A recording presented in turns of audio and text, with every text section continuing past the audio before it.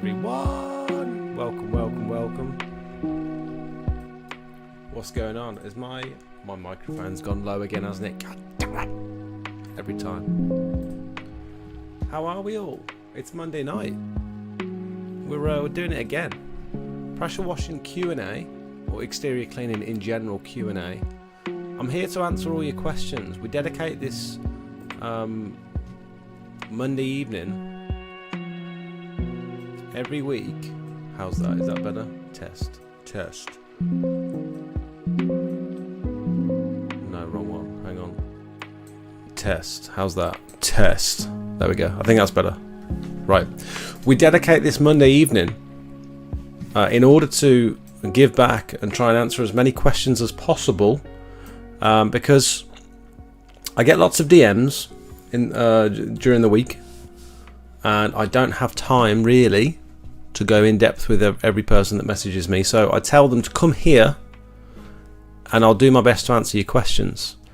And so we're going to be talking about everything: exterior cleaning, roof cleaning, pressure washing, sealing, resanding, decking, whatever it is you want to ask. Let's talk about it. Fire away. Anthony, welcome. Tracy, I'm going well, thank you. Knackered, absolutely exhausted. Actually, we've had some big jobs, some long days, these ceiling jobs don't half take it out of you, I'll tell you that. Applying multiple coats of sealer on your hands and knees all day is it doesn't sound like graft, but it is. I'm doing alright, thank you, matey. Cameron, welcome.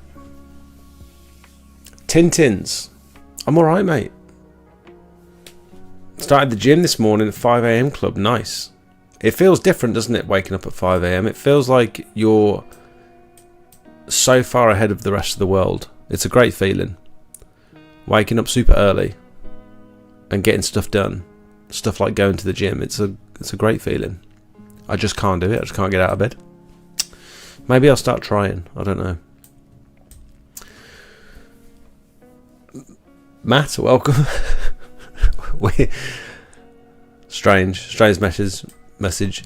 I'm about to get my Domino's to sit here and watch like a fat man. Nice. We've just had chili. You think I was 2 minutes late, Tintins? How dare you? Spencer, welcome. Steve, alright, mate. Crystal. I hope Cowboy. Diesel, welcome. Stripe. Yeah, we've been doing... I wonder if I can show you anything. Let me show you this one we've been doing today, because it's pretty... The transformation was, I think, one of my best tarmac restorations. Mainly because, if I'm honest, because of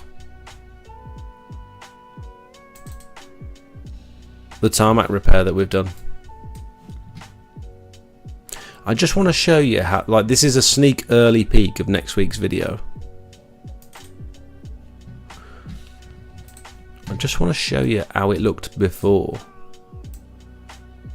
compared to how it looks now, because it's insanity,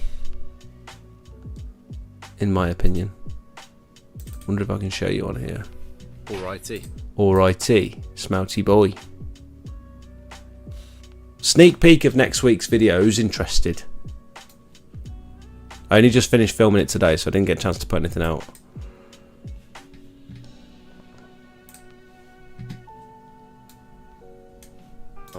I think Kieran's going to focus on that while I have a little go at digging some of these. Look at them. These crevices out, and just trying to get like a nice straight line in some of these.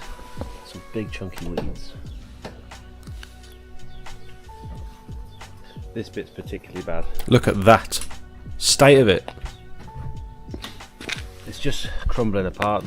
It looks like the tarmac has been laid so thin on this concrete base So I'm going to have to dig away some of this concrete. I'm not sure how far I'm going to go with it, to be honest, but... So we've gone from that... Oh, I've lost the video I had. To...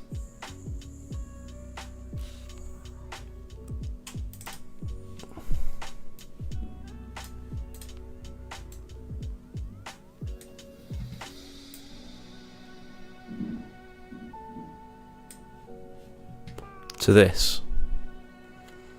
Packing it all in. Boshed it all down. Did basically the whole perimeter of the driveway because I cut it all out with an angle grinder. I've not done this before. We cut all the edges away with an angle grinder to get like a nice deep sharp edge rather than it just falling away, and sometimes the edge is too shallow and it's hard to blend, and so I just wanted to cut a nice straight line. And check this. Check out the final result. It's just wonderful. You wouldn't know, would you? You would not know that that had been... They used to call me the mask in school. patch repaired. Look at that. So I'm very pleased with that. Why is it wet? Oh, by a side.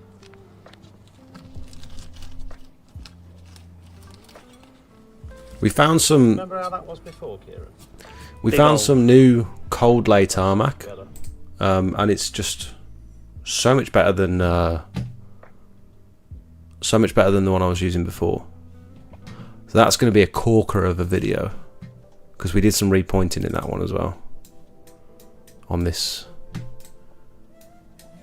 bit, repointed this whole section because it was just like pure moss and weeds and stuff. It was all sand and cement. It was quite a... This took us most of the day to repoint. Like, it's a tiny little section, but it took us so long, and it took 2.5 tubs. I was only expecting it to take like 1 tub, but I don't know what I was thinking with this one. Seems like a tiny area. I quoted peanuts for it, but it took us most of the day.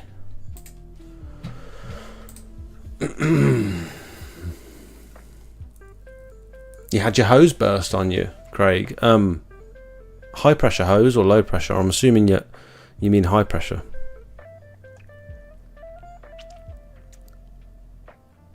You'll be getting up early when the baby arrives, true. Silicon printed concrete. Let's talk about it, doing it tomorrow. So with a lot of those caulking products, so the reason I directed you to Google this morning was because there's a few different options. So if you look at, let me pull that out of the way, send you over there and then minimize. If you go onto Google and type in relief joint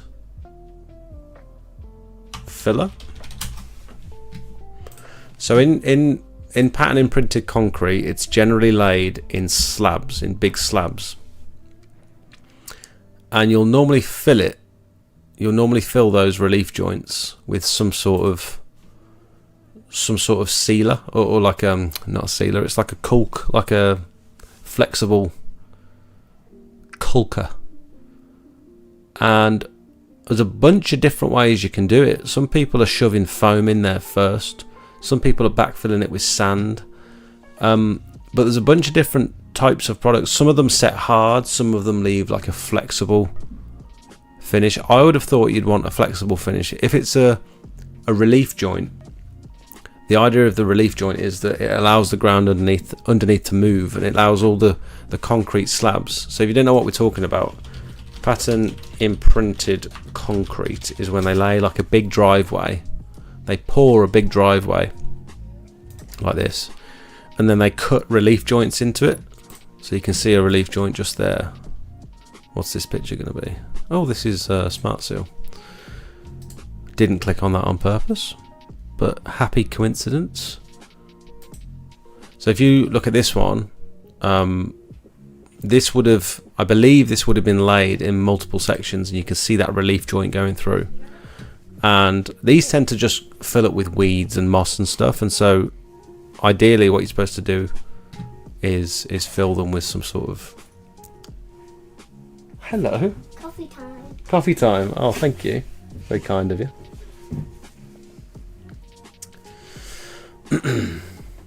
And so the Tintins, the reason I sort of directed you to Google is because there's a bunch of different ways of doing it, and it's just sort of, thank you so much, just sort of personal preference, which way you want to go about it. There's these like foam jointers, joint fillers, and it depends how deep it is, depends what's already in there. Are you going to dig it all out first?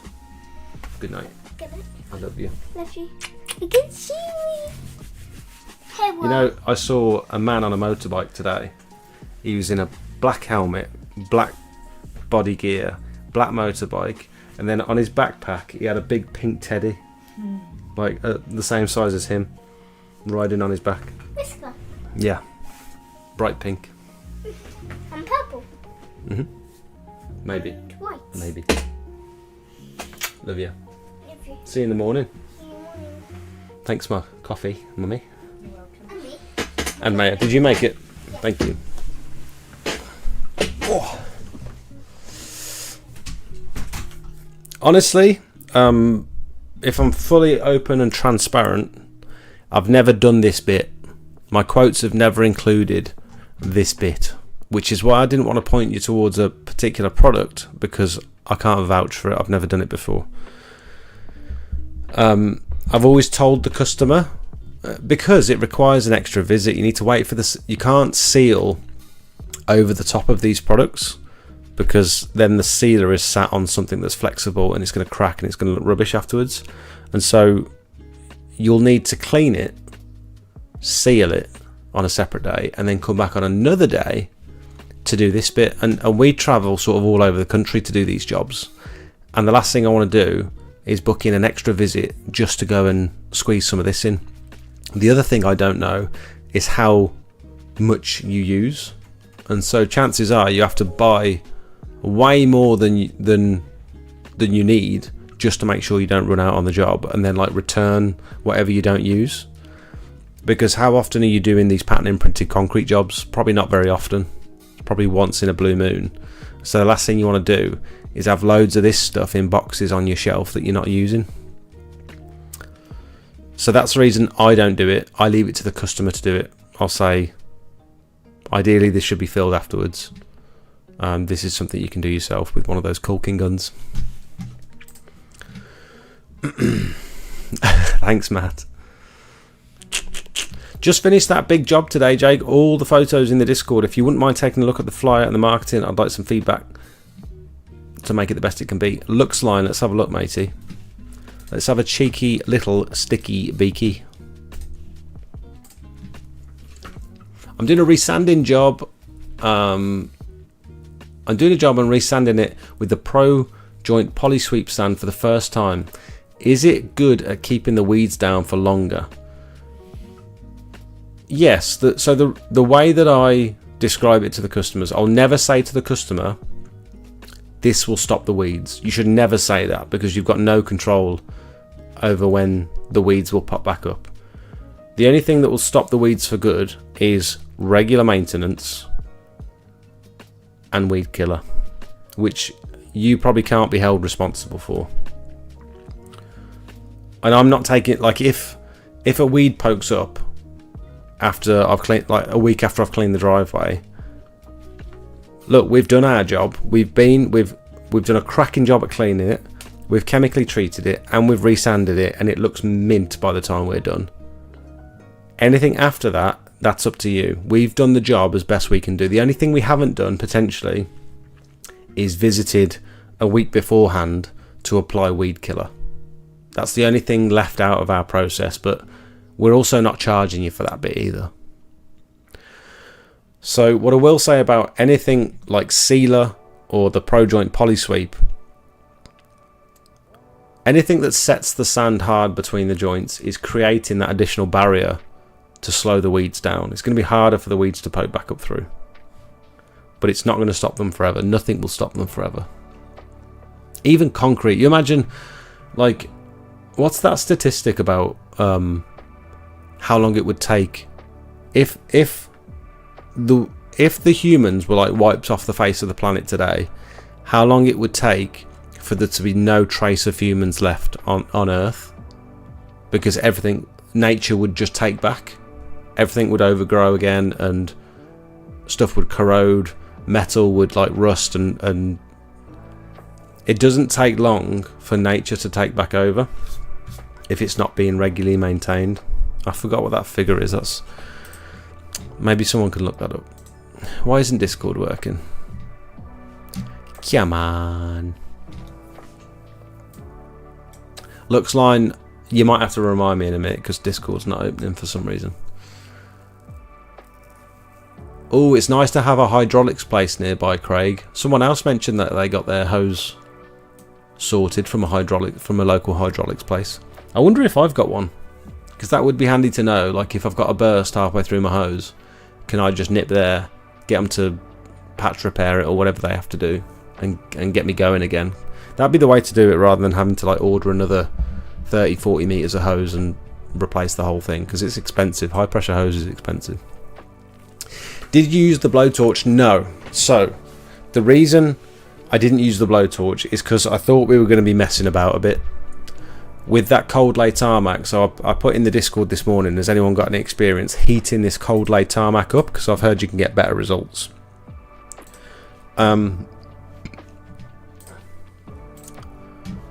Like it creates a stronger bond, maybe.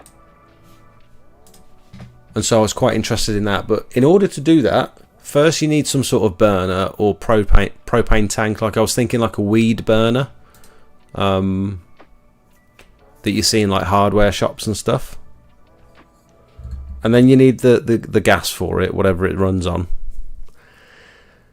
And then you need some sort of metal container. I was thinking a frying pan, putting it all into the frying pan, heating it up. Just to give it that extra sticking power. But we found ourselves, we went to Screwfix in the morning, then we went to Wickes to pick up some cold lay tarmac, and before we'd even started it was 9:30 in the morning. I was like, we've wasted so much time, not wasted, but we've spent so much time at the shops and stuff picking up products. The last thing I want to do is go to another shop now to try and find a weed burner and some sort of container, and then experiment on the job doing something I've never done before. Like it would have massively slowed us down, and so I just didn't bother with that in the end. And it's lucky I didn't, because the stuff we got from Wickes, that cold lay tarmac that we got from Wickes, was so much better than the other stuff we've used before. The aggregate inside was so much smaller, and it went into place much easier. I wasn't wrestling with it to get it out the tub because it was already supple. I don't know whether it's the way it's been stored, or it was definitely a finer aggregate, and I found it much easier to work with than the stuff we'd used in the past. So I'm gonna be using that going forward for all of my jobs now. It was a pleasure to work with, and it blended in with the rest of the drive really lovely. So it's lucky I didn't buy the weed burner, because I'd have opened it, started using it, and then realised I didn't need it, because the stuff we bought was fine anyway.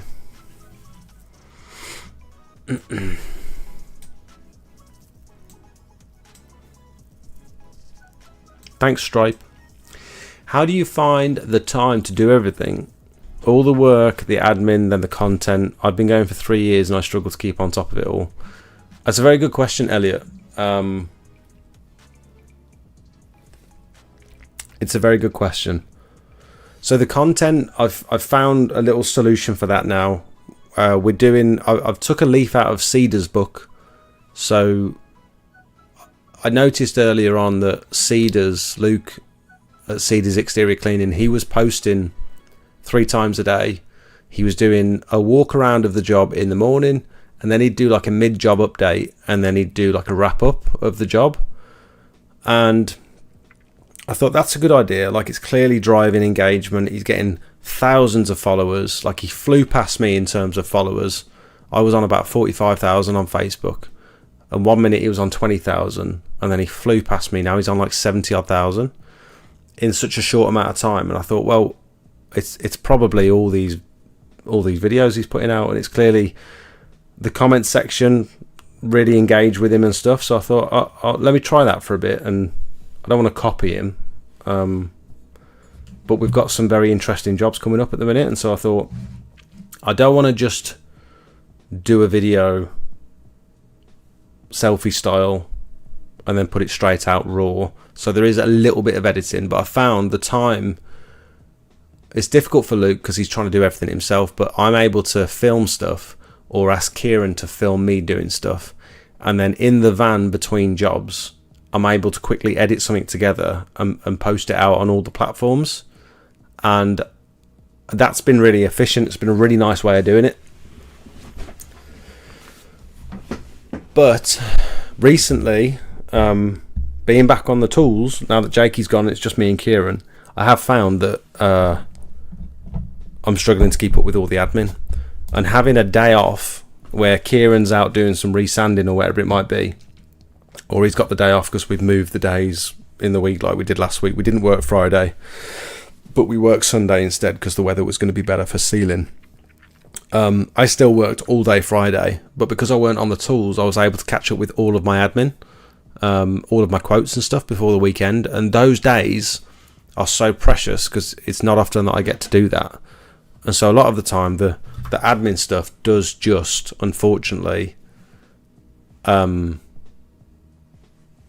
up, and I've got no one to do it for me. The one thing I'm keeping on top of is the invoicing, because cash flow is important. I want to make sure I'm getting paid after I do these jobs.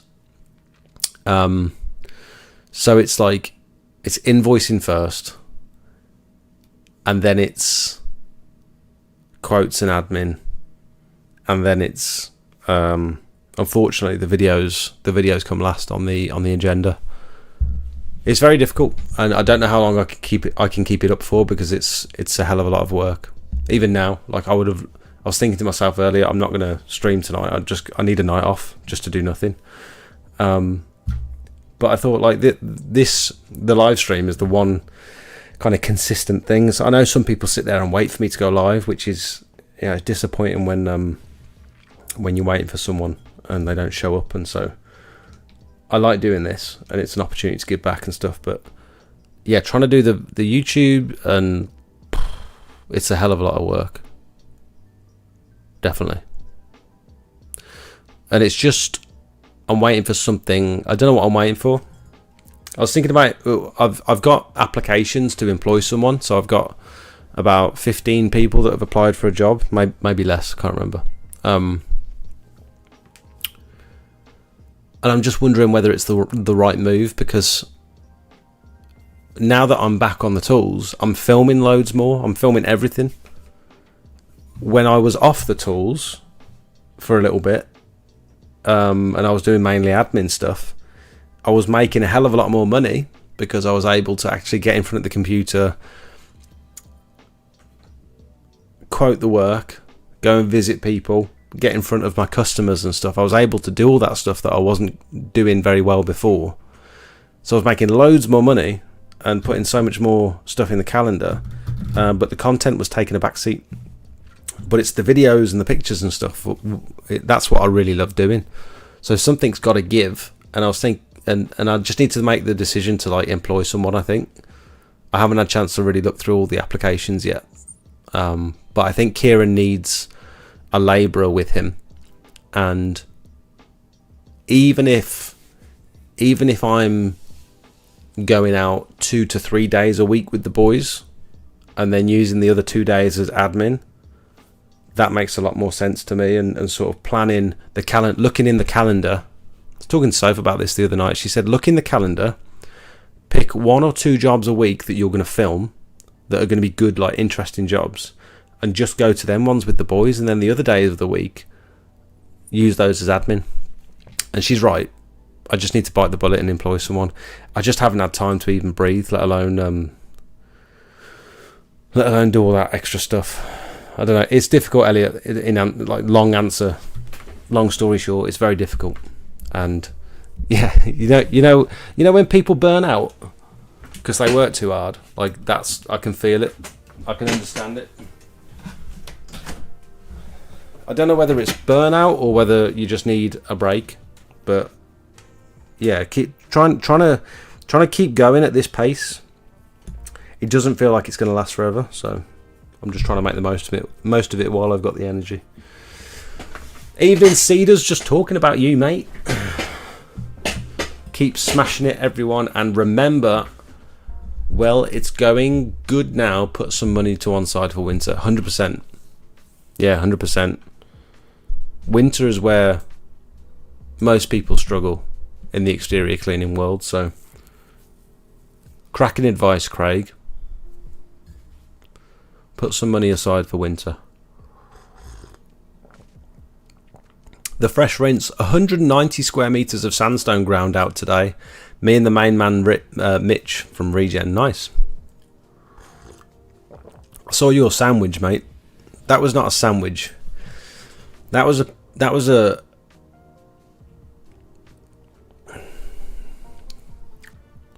block of cheese between two little bits of bread. Why isn't Discord working? I'm gonna have to pull it up on the browser, I think. Discord updater. Not Disney. Discord. When you're repointing, are you keeping the joints at a certain depth, or do you backfill if they're too deep? So some people do, Spencer's. Sorry, I don't know why I shortened your name to Spence, like I'm trying to be cool, or like we're best friends or something. So some people will backfill those deeper joints with some sand or with some pea gravel or something, so that they're not using so much Titan and they're not wasting the product on joints that are just ridiculously deep. I get that logic and it makes a lot of sense. However, in my mind, time is money. Do I want to be going to another shop to buy a bunch of sand or gravel? Like, it's probably going to be builder's sand maybe, or some pea gravel. Do I want to be purchasing those products not knowing how much I'm going to need to use? So I'll probably have either too little or loads left over. Extra cost of those products. All that extra time it's going to take for me to brush it into the joints and compact it and make a nice 25mm deep joint all the way round. I do like the idea of making a jig, like a tool that you can run through the joint, put a load of sand in, run the tool through the joint, and that's 25mm down, and it's perfect for all the joints. I like that idea. However, the time spent preparing and doing all that, I would rather use an extra tub of Titan, to be totally honest. And granted, because I'm sponsored by Nexus, they do send me products for free, and so sometimes I'm not paying for all the Titan that you see in all the videos and stuff. I would still rather pay another like 70 odd quid, use that extra tub, account for it in the quote. Sometimes it's hard to account for it in the quote because you haven't seen the depth of the joints, but normally there's a good indicator as to like how good condition the patio is in before you arrive, like before you've quoted the job, you would have thought. But I'd rather use the extra tub and just pour it all in and just make sure all those crevices are full, personally. Let's have a look in the marketing chat. Let's have a look at this leaflet. Jody from Luxline Exterior Cleaning. Just a mock-up. We'll remove the watermark if I'll use it. What's everyone's opinions? Let's have a sticky beak. Oh, it's a bit blurry, isn't it? I think that's just the resolution of the image, but... oh no, that's better. Right. So we've got the logo. We've got the van. Jody, you've only recently started, haven't you? Have you already got a van, a logo, and your sign written van? It's quite impressive to have all that done and dusted, or has that been photoshopped on there? I know this is one of your jobs because I saw it the other day. And I know this is one of your jobs. These are all your jobs. Impressive that you got all that set up already. Personally, for me, immediate reaction is it's some sort of pull service or some sort of hot tub cleaning service with all this water. and foam and stuff. I don't think that's the best background image. The other thing it's doing is it's putting you in a tricky position with your text, because you can't have black text because it wouldn't look right. You can't have white text because I think it's being washed out by the background image, and so you're in a sticky position with that background photo. So I think that photo personally needs changing. If I were you, I don't mind the stuff at the top. It's not terrible. It's fine. It looks like you've made it yourself. What I would personally do: cut your losses. I know it's difficult when you've spent time doing all this. Cut your losses. Go on to Vistaprint and just use one of their templates.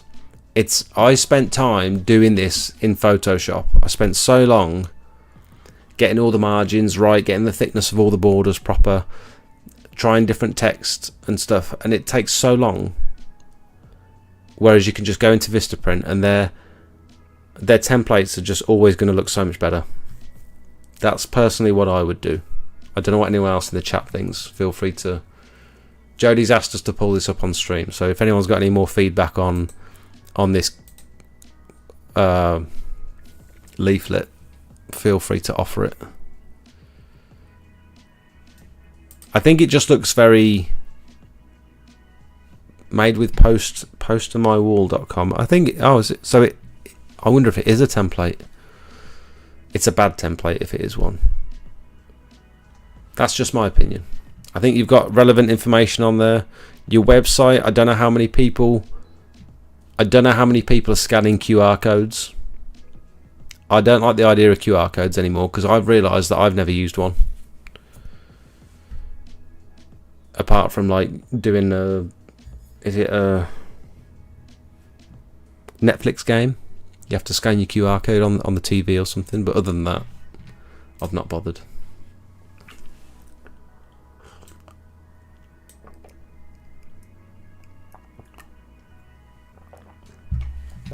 Stripe, we didn't use a blowtorch with the cold lay in the end.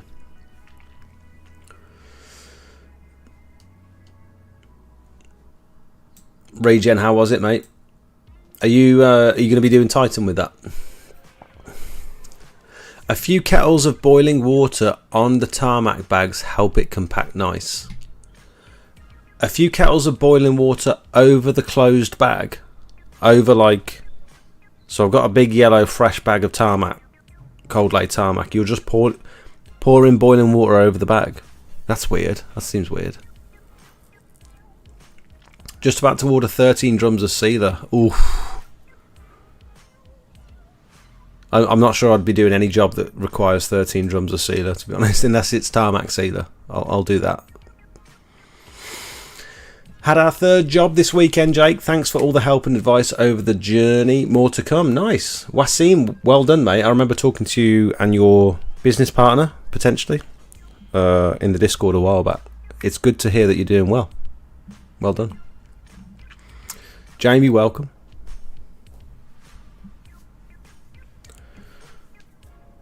Oogs, how's it going, mate?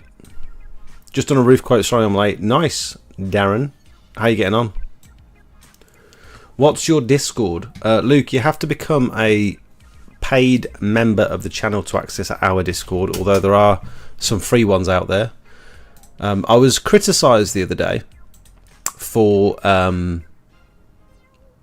someone said I'm not paying to be part of a community that should be free.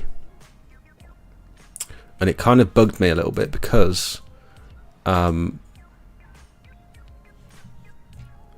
something like I'm not paying for I'm not paying for something that should be free. So they're asking me for advice over the DMs, and I said, look, it got under my skin a little bit because I was thinking about it for a couple of days, and I thought, no, I am going to reply. And the whole reason from the very beginning that me and Matt said yes, it should be a paid group, it wasn't to make loads of money from members.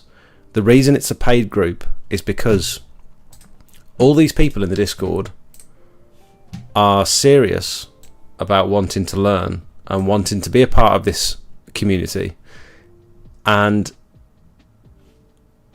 I wanted it to be different from all the Facebook groups. So the reason I made the Discord is because I wasn't I didn't want to ask questions in the Facebook groups. I didn't think it was worth it, because there's such an opportunity to be like ridiculed and shot down by people.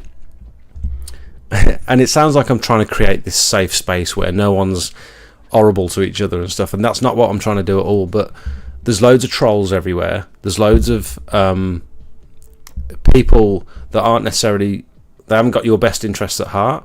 And so I thought with a paid Discord, even if it's £5 a month, which is fairly, I think, affordable for most people, it means that everyone in here is serious about learning or offering their experience, or being part of a community that's got like-minded people in there. And you don't get that with all the Facebook groups and stuff. Not everyone's got the same sort of interests at heart. A lot of people follow me on Facebook just to watch me fail, just to see. I know for a fact they do. I've heard of people that he only follows you because he wants to see when you mess up, and it's like, what a terrible way to live your life. So that's why it's a paid group, and we keep the numbers low. We haven't got thousands of people in the Discord. I think we've got about 350 now, and we're all helping each other. It's plenty active. There's look at all these unread messages I've got today, because I've not been on my phone today. There's Sean's first job. Oh, that's come up well, hasn't it? Turbo nozzle, bit of hypo, cracking job. Second job, nice. Yeah, I just didn't want. I don't want 2,000 members that are all taking the piss out of each other and just. Yeah, I don't know. That's why. So anyway, if you want to join, you need to go onto the main YouTube channel, click on the description, and click on this little join button here. It's underneath all the videos as well, but we have proper conversations in here. There was one disagreement the other day in the last like 3 years where people started having to go at each other, but other than that, it's just like proper conversation. It's people asking questions, getting solid advice, disagreements, but civil disagreements where there's like constructive discussions and stuff, rather than just it turning into like a shouting match where, you know, there's ego involved and people having to go at each other and stuff. There's none of that. I'm very proud of what we've built. And so yeah, the guy was just sort of saying like, I don't think, he was saying it should be free, and I said, you think me answering your questions and stuff, you think my time should be free when I've got all these other people that are trying to get in touch at the same time? Like, you think that should be a free service? Because I've said in the past, like, people, they'll message me with an innocent question, like, oh, what are you using there, mate? What's the product? What's the sealer? What squeegee are you using? And then you'll tell them, thanks for watching. This is what I'm using. Here's a link. If I've got time, here's a link. And then they come back with 5 more questions. And then they start to treat you like you're their one-to-one helpline. And I said to the guy, like, I haven't got time to do that with every single person that messages me, unfortunately. Me and Luke were talking about it on the live stream the other week. People are unreasonable. They will call you at 8 o'clock at night, and you'll try and tell them, I'm really sorry, mate. I'm cooking dinner, or I'm about to head off now. You know, I'm a bit busy or something. I'm putting the little one to bed.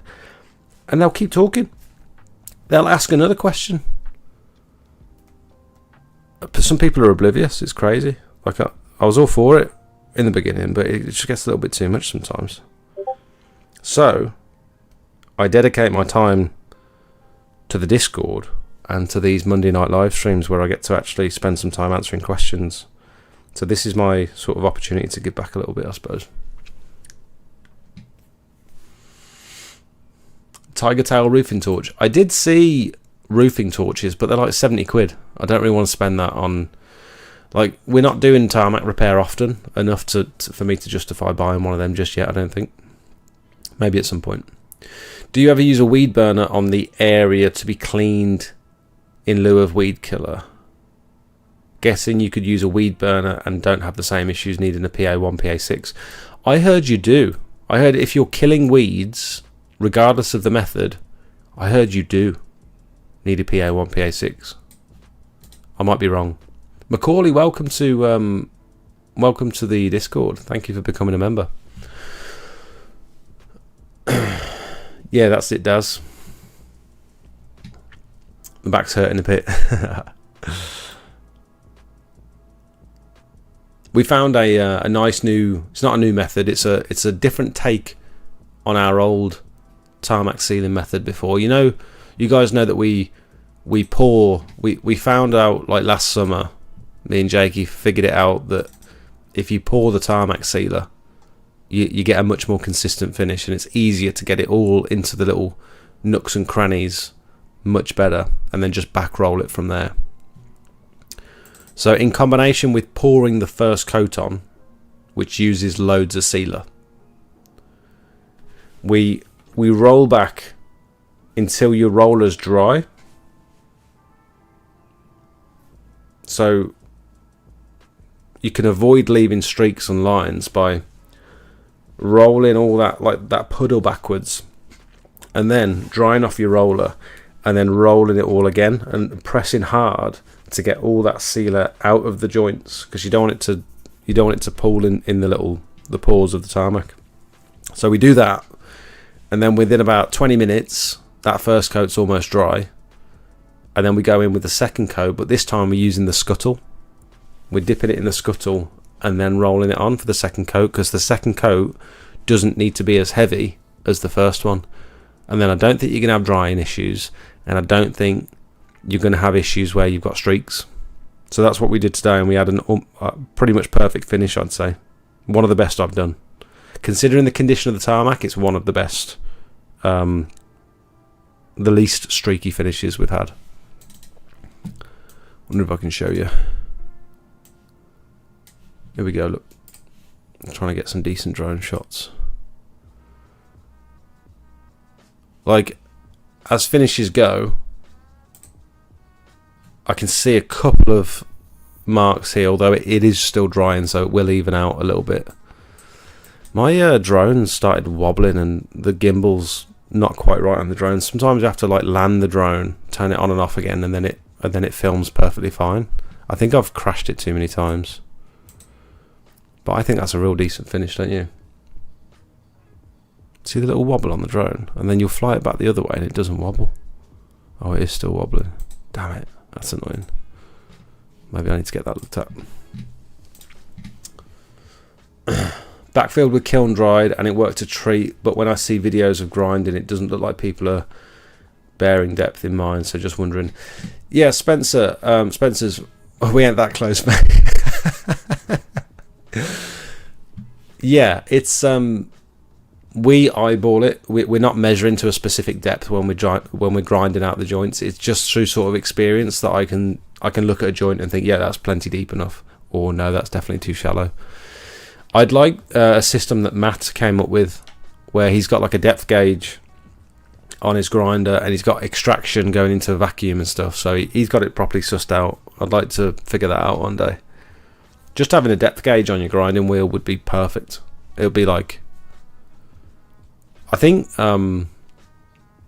Craig Washy said it to me before. He was like, once that's sorted, you can send anyone out to go and do the grinding while you're off doing admin or filming or resanding, or if you're off on another job, you can guarantee that that person isn't going to mess up the grinding. They're not going to get dust everywhere. It's all going to be to depth, and that's like a labourer's job then, which I like the idea of. Evening, Clive. Welcome, mate. Clive, are you interested in helping me? I'm going to go back and clean the car park at Dream Car Giveaways. And I just want, rather than me messing about with the water again, because we couldn't get a good finish on the windows because our water purifying setup wasn't working particularly well. I think the water over in Pershaw is super hard, and we were having trouble filtering it. I don't know if you carry pure water on board, or if you've got like a different filter system to me. I wondered if you were interested, while we're cleaning the car park, I wonder if you were interested in doing all the windows for us. It's not a huge job, but I'd appreciate your help if you're free at the end of June, maybe, or earlier than that, but it'll have to be on a Sunday. There's nothing stopping you actually doing it. We don't have to do it together. You could do it on a different day, couldn't you? You're doing invoicing, Crystal. I mean, it's nice getting paid, I suppose. Max, of course you can ask a question. Yeah, that's why I'm here, mate. We run 2 businesses. If we get off the laptops at 10, it's an early night. Yeah, that's the way it is, isn't it, Clive?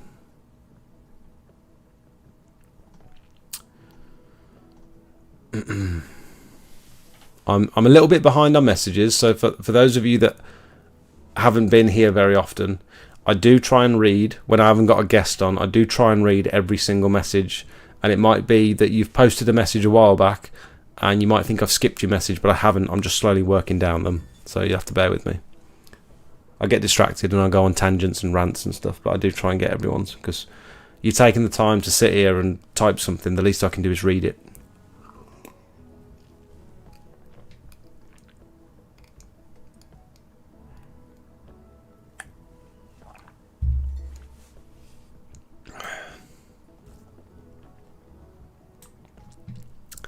Neho, how dare you? The IK sprayer that you used for the Block Magic, could you use it for a clear sealer? Yes. I'd recommend like a bigger sprayer with a bit more compression, because those little sprayers, I don't know how it works with compression really, because I used a big chapping sprayer, my big red one, and I don't know whether it's because it's a larger capacity, I don't know whether, I mean, yes, it holds more sealer in it, but it also feels like it holds more pressure in it. I don't know whether there's a max pressure capacity in these pump sprayers, because when we switched to the red chapping one, it sprayed it much more aggressively, much more higher pressure, and you go through more sealer quicker. And so for a big driveway, we were like, God, this is brilliant. We can do this so much faster with the big chapping sprayer. But with the little IK sprayer, definitely takes longer. It takes longer. Excuse me, sorry. I think it's probably also to do with the nozzle size as well. I have no idea what size nozzles we're using. I just know the ones that feel the best. But yeah, any sprayer with... I would say any sprayer with like chemical resistant seals, like Viton seals and stuff, you'll be fine with like a solvent based sprayer.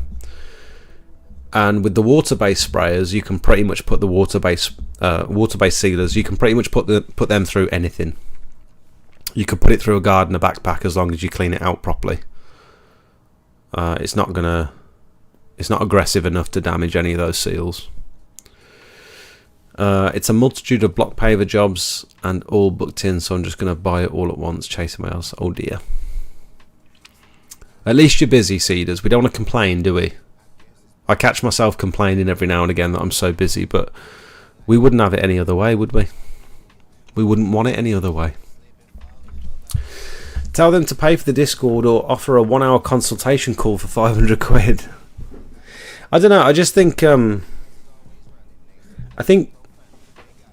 I understand reaching out and asking for advice, because I did that before. I've done it to plenty of people where I've messaged them saying, oh, what's that you're using, or can I ask you a question about pricing, or whatever it might be. I'm sure I did loads of that back in the day when I first started. But this is my way of, instead of ignoring them, I can redirect them to somewhere where they will get my attention. And yes, it's just the paywall, I suppose, that people get their back up about, but I think it needs to be there, else the Discord would just turn to shit.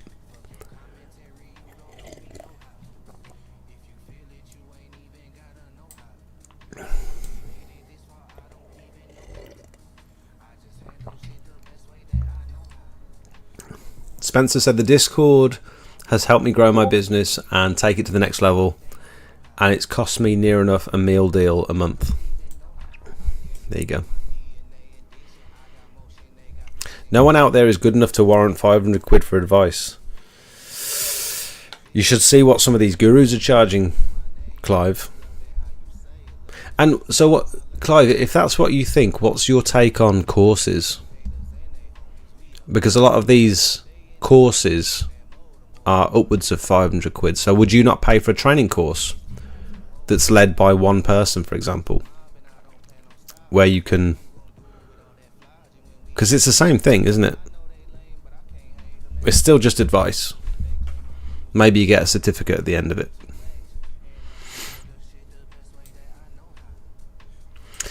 Evening, Darren. How you doing, mate? My payment failed, so it kicked me out. Oh, I'm sorry, mate.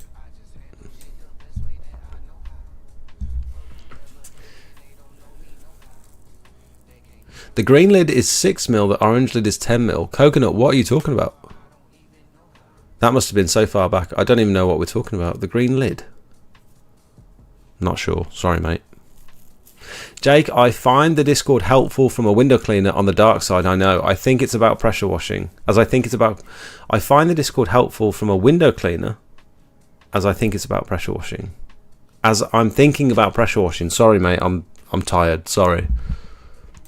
So you're a window cleaner, and even you, who's a window cleaner, find the Discord helpful, even though it's mostly about pressure washing, because you're looking into pressure washing. That's useful to know. I mean, we've got spots for everyone. You see, we've got all these different rooms. We've got a window cleaning chat where people they talk about cleaning windows. It's the most exciting chat in the Discord, and it's my favourite, actually. I love the window cleaning chat. I'm always keeping an eye on what's going in the window cleaning chat and all the new developments. It's brilliant, really. And then obviously we've got the render, we've got solar panels, we've got roof cleaning, gutters, wood care, ceiling, repointing. We've got all these different chats. This is my favourite one, Identify This, where people send in their pictures and we get to try and figure out what surface it is that they're cleaning. They're quoting a job. They don't know what chemicals are safe, and so we try and help them best we can. I like that one. That's my favourite. Nice little challenge to start the day off. Thanks, Steve. Darren says, I enjoy supporting the Discord. It's a nice place. Thanks, Darren. We appreciate your contributions. The knowledge in there is ridiculous. Even if you don't write or if you're active in there, you can type words in the search bar and then boom. If that fails, just hassle Matt loads. He loves it. Yeah, that's true.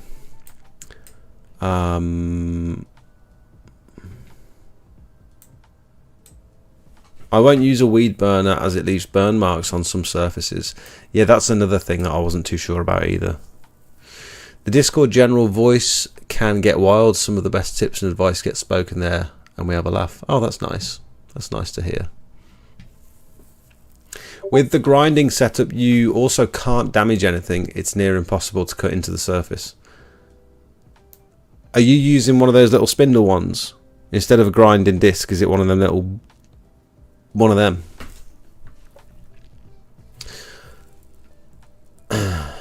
I buy pure water and have a 650 litre tank, so absolutely, mate. Oh, nice.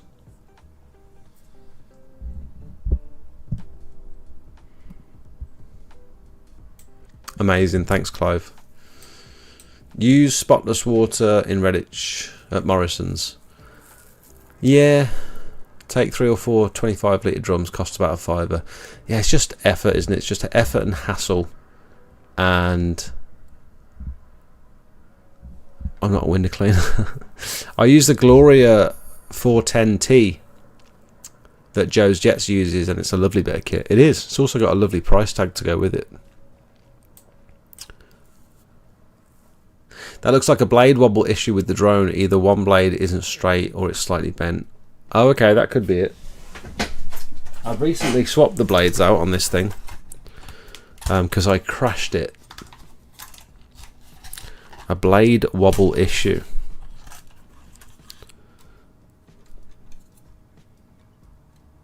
How can you tell? Oh, that one's loose. That one's well loose. And that one's loose. They all feel a little bit loose. Or are they supposed to be a little bit loose? I don't know, it's hard to tell. They all wobble. All the blades have got a little bit of play in them on that screw. Oh! Oh, the end of the blade is snapped off. That's probably it, isn't it? The end of that one's gone. That one. It's supposed to have a little orange tip on the end. It's totally gone. That could be a contributing factor, couldn't it? I don't even remember doing that. I haven't crashed it in ages.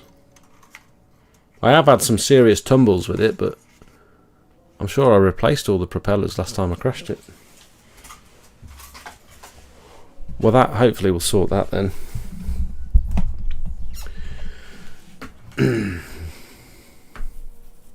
Max, welcome, mate. Welcome on in. Just give it a good clean out the same day after use. What we talking about, Spence? Our mate Spence. Max says, I've got a petrol pressure washer, 200 psi. Are you sure it's 200 psi? It might be 200 bar. And a patio cleaner, which is 24-inch. Plug outside tap directly into the pressure washer. But if I had a wheelie bin water tank between the outside tap and the pressure washer, will this give me more pressure through the patio cleaner? Max, I need to know your flow rate. I know it's a personal question. I know some people don't like to talk about their flow rate, but in order for me to give you some solid advice, you're confiding in me, you're asking me a question. Now we need to get personal. So if you want to tell me your flow rate, I understand if you don't, but in order for me to help you, I need to know. It's not all about pressure. 24-inch surface cleaner is on the larger end. That might be too big. Sometimes there is such a thing as too big. It's something that not a lot of people talk about, especially in this industry. I prefer 18 inches, personally. Would you recommend any full face masks? After the mishap last week, I want to turn away from goggles and get a fitted mask. Elliot, I don't like the full face mask. The full face mask, we got a JSP from Amazon, a JSP Force 10.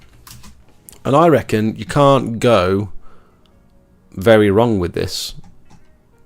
I think if you're going to get a full face mask, this is got to be a cracking contender for a great full face mask. And we put our ABEC one P3 filters on it because it comes with P3s. We wanted the ABEC ones on there. These ones in the middle.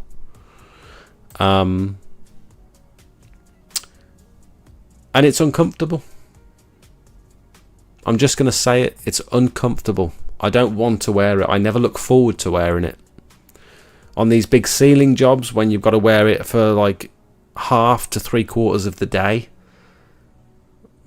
so you don't breathe in xylene, I don't want to be wearing it. There is an argument to be made for buying one of these and then buying a half face mask, but then you've got two expensive masks that you've got to put two expensive filters in. And to be honest, it steams up. It does steam up, which I hate. One of my biggest pet peeves of any mask. Why haven't we figured out this technology yet? Anti-steam masks. Why? Apparently, if it's a tight enough fit, it shouldn't steam up. But I have tightened that mask as tight as I can physically withstand, and it still steams up. And you sweat inside it, and you literally lift it up and it drips out. It's not fun. It's not a fun place to be. So we have moved away from these full face masks, and we've instead gone for the JSP force 8 half masks, and you can put a set of goggles with these, like this fine gentleman's got. I know you want some well-fitted goggles for your chemical application requirements. However, you might struggle to find, although this does fit better with goggles than my old Pure Seal mask. I had one from Pure Seal. I can't remember what the make was. This one's much easier to get some glasses or goggles over the top of. So I'd recommend this one. The other thing I've found recently on a little trip to Pressure Washer Sales and Service over in Evesham, they've got JSP ABEC 1 P3 filters that aren't pressed to check. These ones. I want these ones. I think these ones are going to be much better because these are big, bulky. Look how bulky they are. They're quite heavy. They're quite bulky. I want some of these. I don't know why I didn't buy them. I think they were 17 quid at Pressure Washer Sales and Service. Low profile, very lightweight, little filters. And so that might, these one, oh, it was these. It was these. This might be my next purchase to go on these masks. Come on. Come on. No, you had your chance. Oh, it just loaded. It did just load. There we go. 17 quid, there you go. Same price. I might get myself some of these.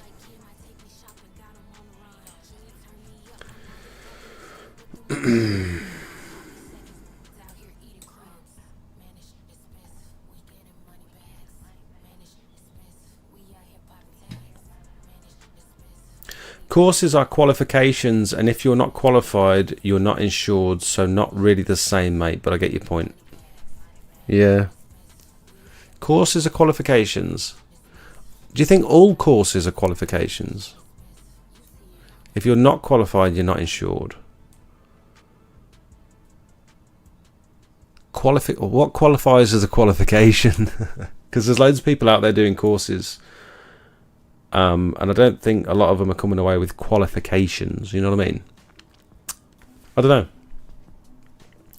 Time check last Wednesday, 8:24 p.m. How far off are we?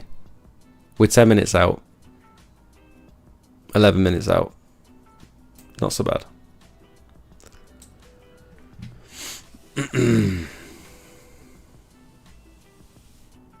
Cooper Pegler knapsack sprayer. It's hypo safe and has a 180-degree spray, so you don't get hypo on your clothing. No battery, just pump. Honestly, mate, Tintins, I'm not putting anything on my back that contains any of the chemicals that we use on a daily basis. That thing ain't going on my back. I like the idea of being able to just pump it there and just walk around and spray it. I like that. I definitely do. But I ain't wearing it on my back. No chance. I've seen too many horror stories. I've seen Facebook posts where people have had hypo leak down their backs and it's not good. Oh my god. Clive, you can't say that phrase in here, mate. I've come up with a window cleaning game changer. Game changer. Someone, Matt, can you? I'm not joking. The dreaded fly crap. I've glued a non-scratch abrasive pad to the front of my brush head, and I used it today. Game changer and a time saver. Have you seen? It might be similar to this one from DA Components. They sell a stainless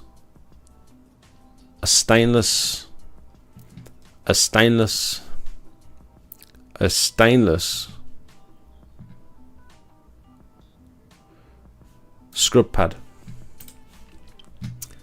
I use these for solar panels and I can't believe they don't scratch them, but that's what they're sort of designed for, is like cleaning glass and not scratching it. Is it something like that?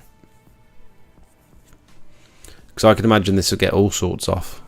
Little bits of paint splatters and stuff that you often see.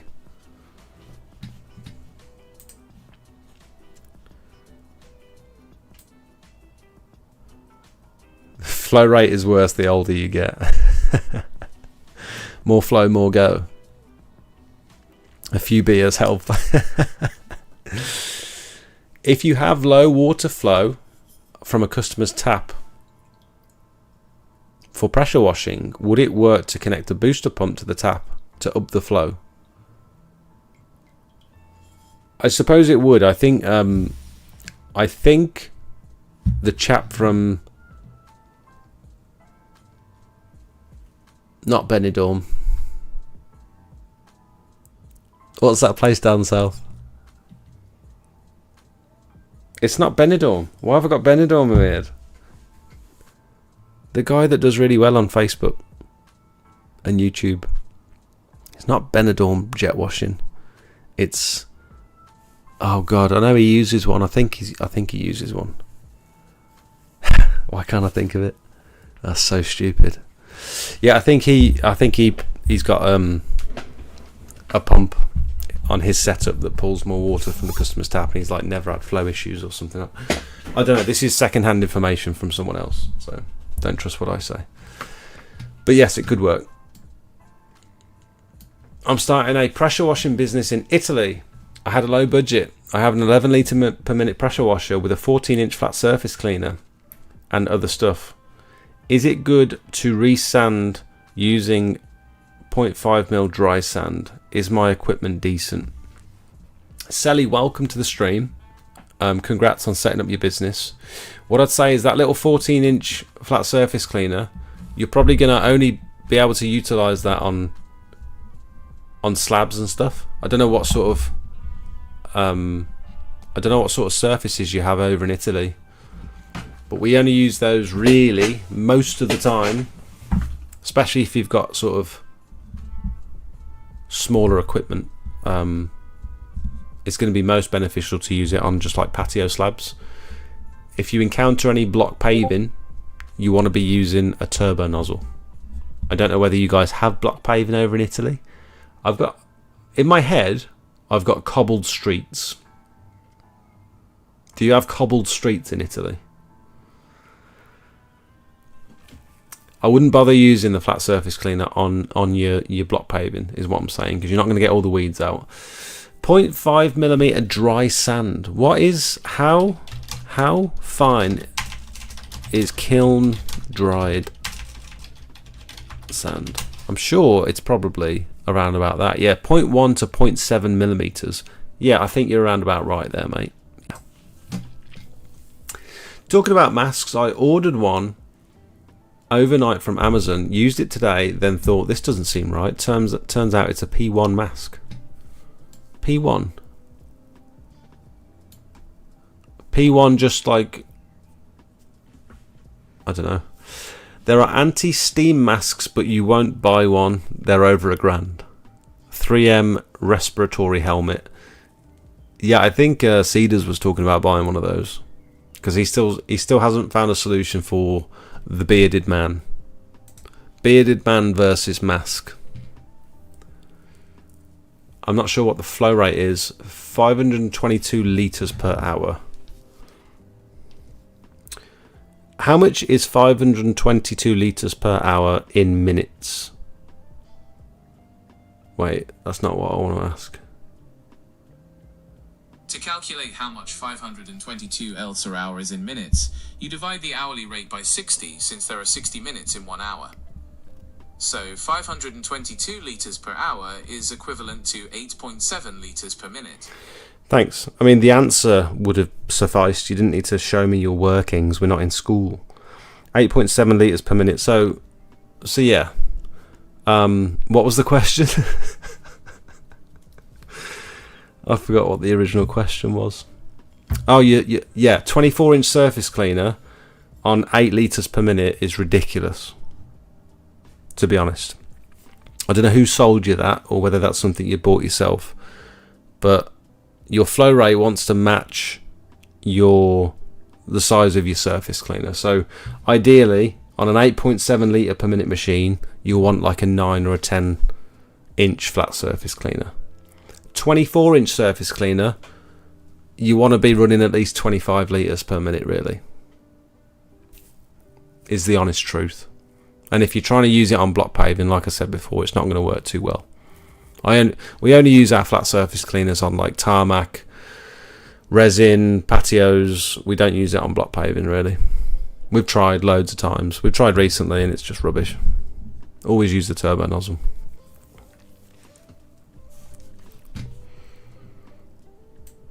Reporting you to the FBI. If you do something that causes damage, the first thing the insurance will ask is, have you had the appropriate training? Yeah, fair enough. It's industry changing innovation where we are from. Yeah, you can't call it a game changer. Bournemouth, thank you. Thank you. More. Did I say Benidorm? That's ridiculous, isn't it? Yeah, you're absolutely right.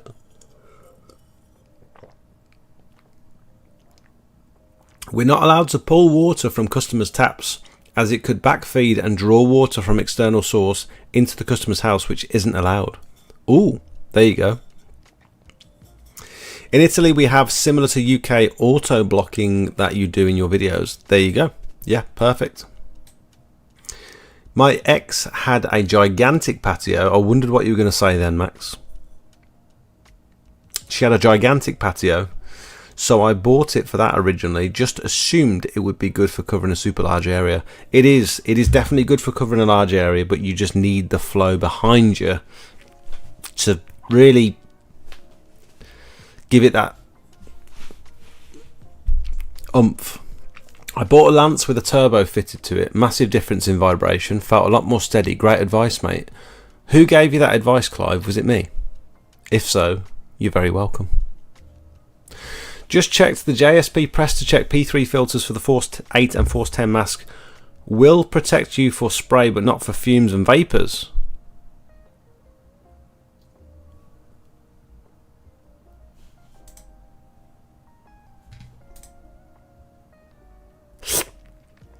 Have I been rocking the... Don't tell me I've been using the wrong filters this whole time. Are you kidding me? Wait, which ones? The Press to Check. We use the Press to Check ones.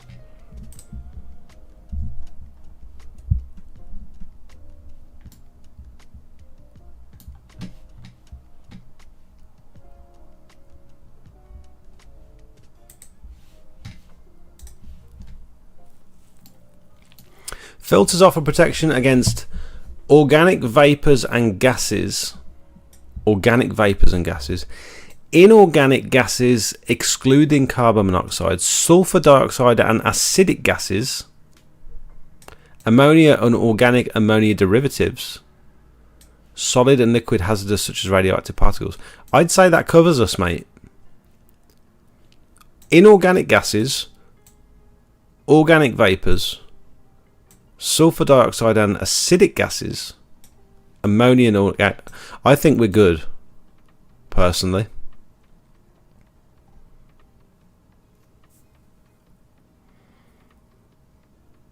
The dust filters. Sorry, you're absolutely right. Yeah. Sorry, crystal clean. Sorry, I misread what you said.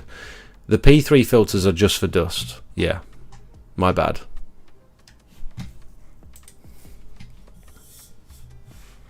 I just put a huge sealer order in. I think I need an alcoholic drink.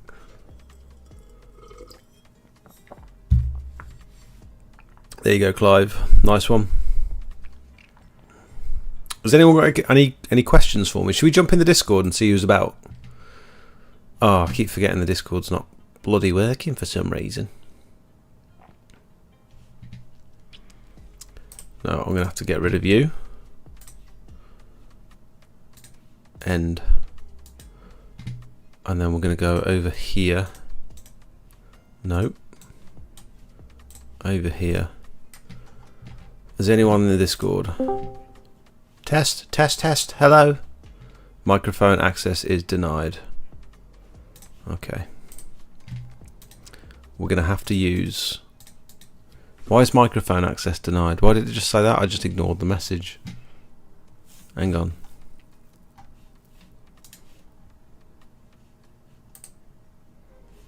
Oh, allow. Oh, okay.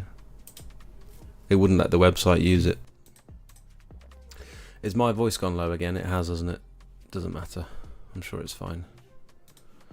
If anyone wants to join the general chat in the Discord, feel free to hop in. You must have your camera on though. You must. If anyone's got any questions, if anyone's got anything in particular they want to talk about, I'm all ears.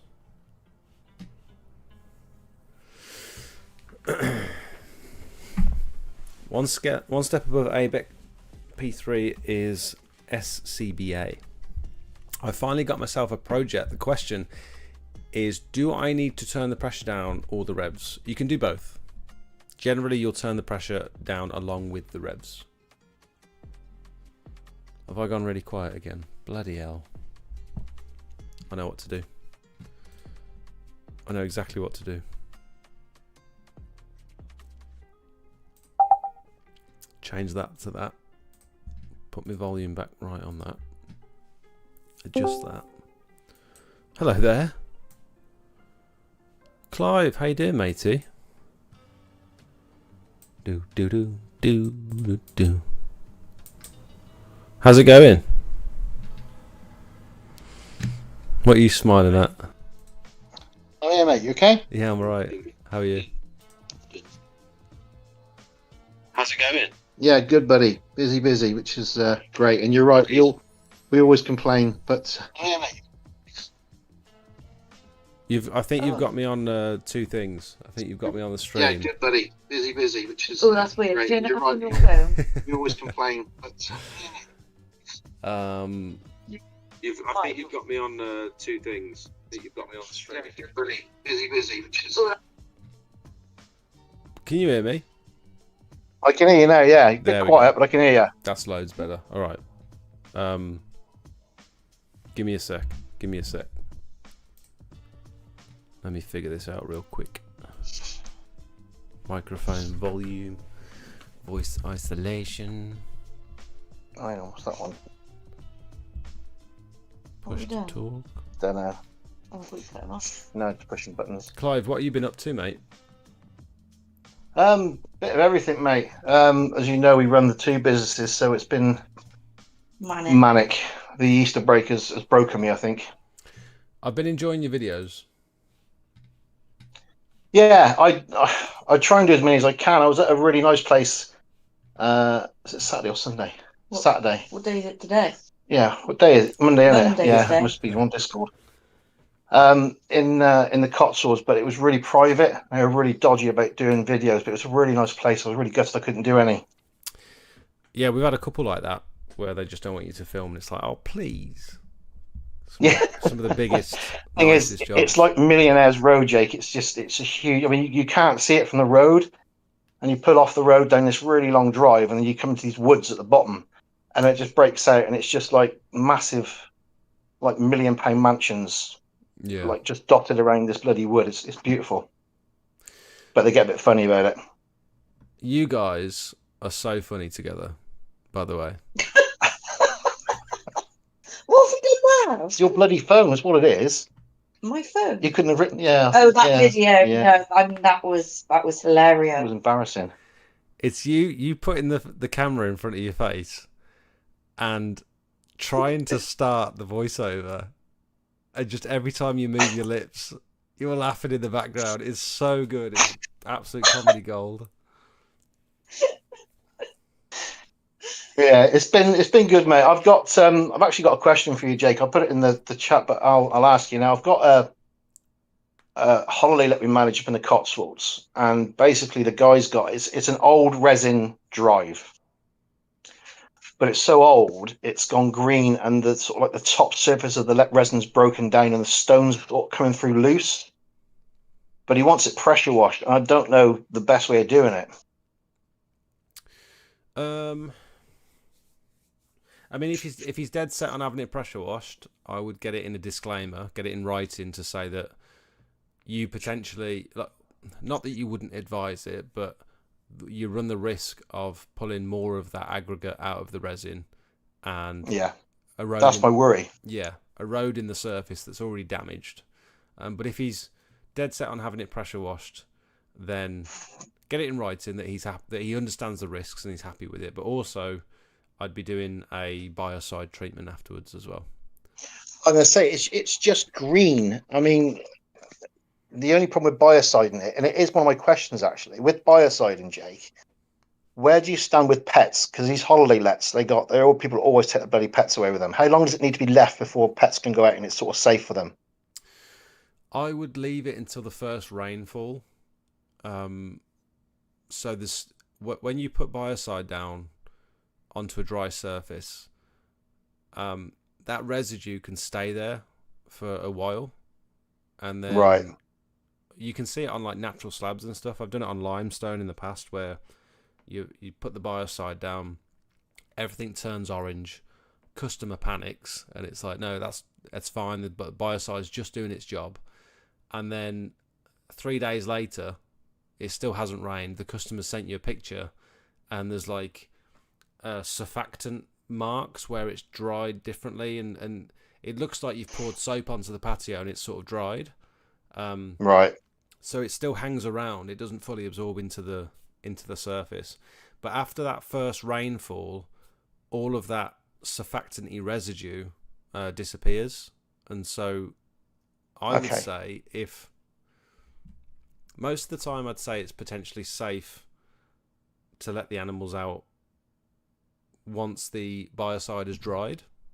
The thing that you want to avoid is letting the animals out or the kids go on it during that first rainfall, because then it's going to reactivate the biocide. You know what I mean? Yeah, so that's the problem. We can't put those restrictions on guests because obviously it's a big property. It's got a huge hot tub. It's got a huge patio area. It's a big 4-bed. You're looking at about 2.5, 3 grand a week for it. So I can't really say it's great. Yeah, you can stay, but don't go outside. Yeah. So in these scenarios, I'd probably advise If it did sort of like rough it up a little bit, he's more concerned that it's green. And it's just where like the moss is sort of like microgrown almost like into the stones. Right. And it's just unsightly more than anything. But he did say hypo it. I don't think hypo would just do it, babe. No. It will kill the moss. The hypo will kill the moss. Okay, that's really what he's interested in. All right. He agreed with me. Jesus Christ. But it will also just bleach it like bright white, and so it might make it a little bit more obvious. What colour's the resin? And I think, to be honest, mate, I think that's all he's looking for. And do me a favour, don't ever agree with Carly again, because I don't want the other bloody last of it. Oh dear. Want to switch roles? No. Should I get on the pressure washer? No, I've seen you on it before. I don't like it. So how big's the area? How big's the resin? It's quite a big area. It's actually at the side of a property. It goes all up the side of the property between a wall and the actual wall of the building, and then it goes out for about 4 parking spaces. So it's quite a decent size area. So what I'd potentially do is pre-treat the whole area with hypo around about 1 to 5. Get it on thick with have you got like an X-Jet or something, or a Pro-Jet? Yeah. Get it on thick. Leave it for about 40 minutes to do its thing. Don't be tempted to wash it off too early. And then give it a light pressure wash. That's what I'd do. Right, just like the water broom or something like that. Just give it a wash off. No, I'd say flat surface cleaner. You've got a big flat surface cleaner, haven't you? And just I'd say less than around about 130 bar. 130 bar or less. Just let the customer know that there's gonna be lots of loose aggregate on the surface, and you're potentially gonna pull more off with the pressure washer, but you're doing it right. I guess that's what I really wanted to know, is what is the potential to happen, so I can advise him. I really don't think he cares too much as long as the green's gone, because like I said, he's on about having it all taken up and block paved early next year anyway. So I think he just wants to get through this summer and the busy periods with it looking a bit cleaner, effectively, because he's got a black and white slate huge patio with the hot tub on it, and it's got white walls surrounding the driveway. So the green really bloody shows up on it more than anything. If it was like a brick wall, I don't think it would look too bad. But it's just like a white plastered wall that's been painted. So it really, really sticks out like a sore thumb. Yeah.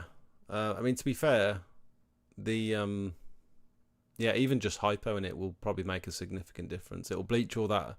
It'll bleach it all white, all the moss, and then over the next couple of days, that moss will start to turn brown where it's died. Okay, that's good, mate. That's a good one because I was worried about that. I don't want to cock it up because they're really good customers. I did a big one over in Stratford. Biggest resin job we've ever done. It was huge, and I reckon it was like 600 square meters, I think. But Jesus Christ, I've not actually done a resin job yet. Do you figure out that with your flat surface cleaner, Jake? I would, yeah, personally. We did lines. We did it in lines because it was such a big area, and we did a small area. Right. And we thought this looks okay, and then at the end of the job, we stood back and we thought, yeah, you can definitely see them tram lines. Unfortunately, but after we put the biocide down, I've said to the customer, you'll likely notice all those tram lines start to disappear over the next week or two. He's not been back in touch since, so I'm assuming they did disappear. Right. But that's good to know. It's just when you're overlapping with the flat surface cleaner and you're cleaning one section twice, where you do that overlap. Yeah. And so you leave them tram lines. Yeah, of course. But it's a bit more random with the figure of 8, so you don't tend to leave any obvious marks. But it's hard to say with the condition of it. It's hard to say without actually being there and touching it. Like you can look at pictures and stuff all you want, but it won't. I did actually take a video to send you, mate. I just haven't sent it yet, so I'll fire that over to you. You can have a look at it, and you'll see how bad it is, and you might think differently once I've shown you the video of it. Yeah. If you don't mind, that is obviously. No, I know you're a busy lad. No worries. Spencer's makes a good point. He says also using hypo on the resin, isn't there a risk of having iron deposits in it? So yeah, that's absolutely right. So when they make these big mixes of these resin bags and stuff, there's occasionally some of the aggregate occasionally has little iron deposits in it. It probably shouldn't have. If it's high quality resin, it probably shouldn't have, but if it does, if you put hypo down on that surface, it might not happen straight away, but when that alkaline from the hypo reacts with the iron, it'll turn it to rust, and that can sometimes raise to the surface, and you're left with little tiny rust spots. Doesn't always happen. It depends on the quality of the resin. So best get a couple of tubs of smelly jelly then. Maybe, but only if the customer gets in touch a couple of weeks later to say it's gone all rusty. But No, it's a holiday let that we manage, Jake. So we're there once or twice a week, every week anyway. So you can just keep an eye on it, yeah, and just spot treat it if you need to afterwards. All right, that's good advice. Other than that, how are you? Is this a little private one-to-one session you're having with Jakey right now? I don't know. Everyone can see you. Everyone can hear you. So there you go. Make You're sure quiet now, aren't you? Makes a bloody change. Make sure you got your clothes on, because your camera's on as well. Hello. So unprofessional. No, we are who we are. Yeah, all right. Sorry, Jake. Go on. You were saying, mate. No, I don't know. I'm just making conversation. Are you happy? Yes, absolutely. To the dream car giveaway place, mate. Happily do the winners on that for you. Not a problem. Thank you. My rates, though, obviously. Yeah, of course. How are you? I know you said you're busy. Is that busy keeping up with admin and stuff, or are you physically busy with a lot of work as well? Are you like rushed off your feet with everything, mate? Yeah. A lot of work. It's difficult because I'm not able to give the exterior cleaning the attention that it deserves and needs at the moment. Cotswold Cozy and Clean, which is the other business, it's the holiday let properties that we manage. It's gone mad, in a good way. But the hardest thing we're finding at the minute is staff. We can't recruit, and it's not just us in our industry. It's everybody. But it's just like nobody wants to work. It's terrible. You know, we could literally, and this isn't exaggeration, we could double the size of the business overnight if we could staff up. but we just can't staff up. Is it retention? Is it that you get them in and then they're not so good, or they No, don't no, turn no. up? Or... The staff we've got, we've employed, and they've been with us from day one. Really, we've got 5 girls that work for us on Cotswold Cozy and Clean there, and they're absolutely brilliant. I wouldn't change them for the world, mate. They're perfect. It's just trying to recruit extra staff. We've got Sugley Castle, which is in Winchcombe, which isn't far from us, and they want to give us 18 properties. Now, with that comes all the windows, the gutter clearing, cleaning, pressure washing, and stuff like that, which I'm cracking on with. I've given all the quotes for that, and they've accepted all that. But in terms of like the holiday lets, which is obviously the regular income, just can't staff up. Sorry, I know holiday lets aren't your interesting. Thing, mate. With and obviously you don't like talking about window cleaning either, so you won't go there either. No, it's all transferable because at the end of the day, it's business, isn't it? And I think it is, mate. Yeah, but unfortunately, it's not allowing me to concentrate on the exterior cleaning as much as I'd like to. I want to be out knocking doors and put myself in front of customers the same as you do, and sort of like getting working and marketing the business a bit more. But it's just time at the moment is really restricted for me because we're putting together. Well, we've just finished putting together a deal with. It's a global company. They don't own holiday lets. They own timeshares in the Cotswolds.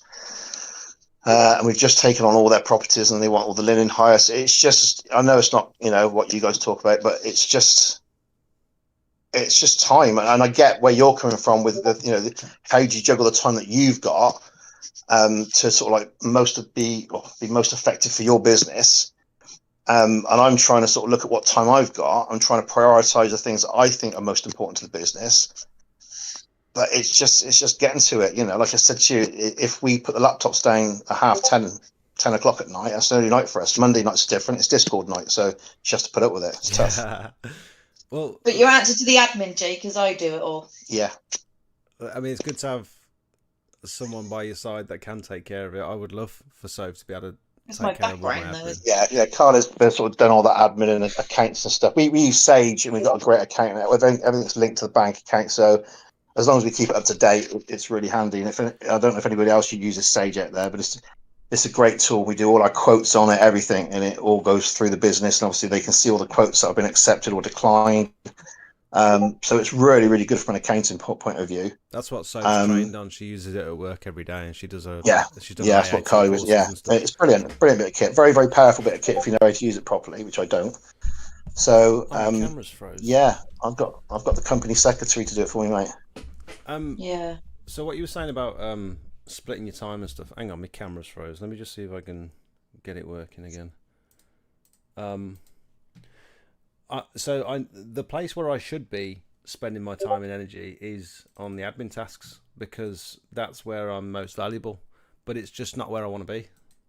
I like being on the tools. I like doing the filming, and it's just I can't have it. I can't do it all the time because else the admin takes a back seat, and then it's like, well, why don't you hire an admin assistant? But I don't know if there'd be enough work for them, like over the winter and stuff. And it's not just that. It's not just getting an admin assistant. It's getting an admin assistant to do it the way you want it to be done, and that's the difference, I think, because you're going to have your own way of doing things, and trying to find someone to do that is not just finding someone's difficult enough, but finding the right person is even more difficult. And we've been lucky so far with staff. We know we have. It's only a matter of time before we cop a duffin, and well, yeah, but you know what I mean. All the girls get on well, which is really rare. They all work really well together, and they're all really hard workers. They're all grafters, and we do pay a good wage, which I think makes a massive difference, and try and make them feel valued, which again makes a massive difference. But retention in the industry that we're in is we have to make sure we retain our staff, because if one of them drops off, it causes a massive ripple effect. The same as doesn't it in every business. Like when Jake, little Jake, is he still with you or is he gone now, Jake? No, he's gone now. It's bound to have had an impact, Yeah, 100%. And that's the thing that we find with our staff. If we lose one of them, we've just gone on maternity leave, and the ripple effect from that is huge, and you don't see it at the time. You think you've got it all covered, but that little bit of extra flexibility you had is gone. and it does make it more difficult to manage. And again, you know, it's all the scheduling for both businesses that I try and do with Carly. But it's just time. It is just time, mate. I know we all keep going on about it, but that's the crux of it. And it's not just the time I do have. I have to make sure that I prioritise what I need to do for the external cleaning to make sure I've got work coming in, because the last thing I want to do is not give it the attention it needs, or give it enough attention that the work dries up, or I'm not seen to be out there enough, because you're only as good as your last clean, effectively. Let's face it. And I need to be out there either knocking on doors or put myself in front of people, keep the Facebook posts going, it's the social media, and we do a fraction of what you do, and I find it takes up an absolute crap load of my time. So God knows how you cope with it. I don't know. Can I ask what you're doing to recruit? Like, what are you doing that's not working? We've paid Indeed ads, but it's been really fruitless. There's one that we've got meeting on Sunday for an interview. But she wasn't through Indeed. She's she's been, friend of Jack. she's been recommended basically. So, but Indeed has been completely fruitless. Nothing at all. And have you got a social media presence with the cozy cleaning, the interior cleaning side? Yeah, No, yeah. I haven't. Well, We got Facebook. I've got Facebook, but I'm rubbish on it. Oh. Yeah, she doesn't really give it the lip service it needs, Jake. I don't think. Don't have time to do. Again, it's a time thing. You know, I mean, up until. I wonder if you could run some social media ads, and not necessarily ads, but just put some social media posts out, put the feelers out, and say we have done that. We have done that on mine. Sort of like I've sort of like cross posted to my site. I can post it as well and share it. But the Cotswolds just seems like a really almost like a dead area to recruit. It's either you take them on. I think everybody apart from one has been through us knowing somebody or one of the girls knowing somebody. So it's just a real. I don't know. I don't know whether it's just too easy for people to sit back and just not have to work because the money they're getting is enough to live off. I don't know. I know it's a very touchy subject, shall we say? So I don't think politics are something we should talk about. Yeah. No, it is a difficult one. I understand. I'm going through a similar thing at the minute where it's like there's very few people that have applied for the job. Like, to be in fairness, we've only put one post out for the job application, and we got a decent amount of inquiries for it. But the laziness in some of the responses. Yeah. The only question I asked where they had to put some effort in was, tell me about your hobbies, stuff that you do outside of work. I actually said in the advert, the more in depth, the better. Like, I want to know what this person does outside of work, because that's where you find out the most about people, I think. And 1, 2, 3 word answers. Like, no effort whatsoever. I'm thinking, like, if you can't be bothered to write a short paragraph of stuff that you're interested in, why should I pull you in for an interview? Like, absolutely not. But that was like when I put a post up on Facebook, I had 3 people comment, I am interested. So I replied saying, great, send me your CV to That's the last you hear of it. address, and that's it. Yeah. It's like they want you to do the chasing. Nobody reads the ads, Jake. It's true what you're saying. We put in there in all the ads that we put out there that own transport is essential due to rural locations. And then you get someone pops up, they look really good, message you, haven't got your own transport, bus or train.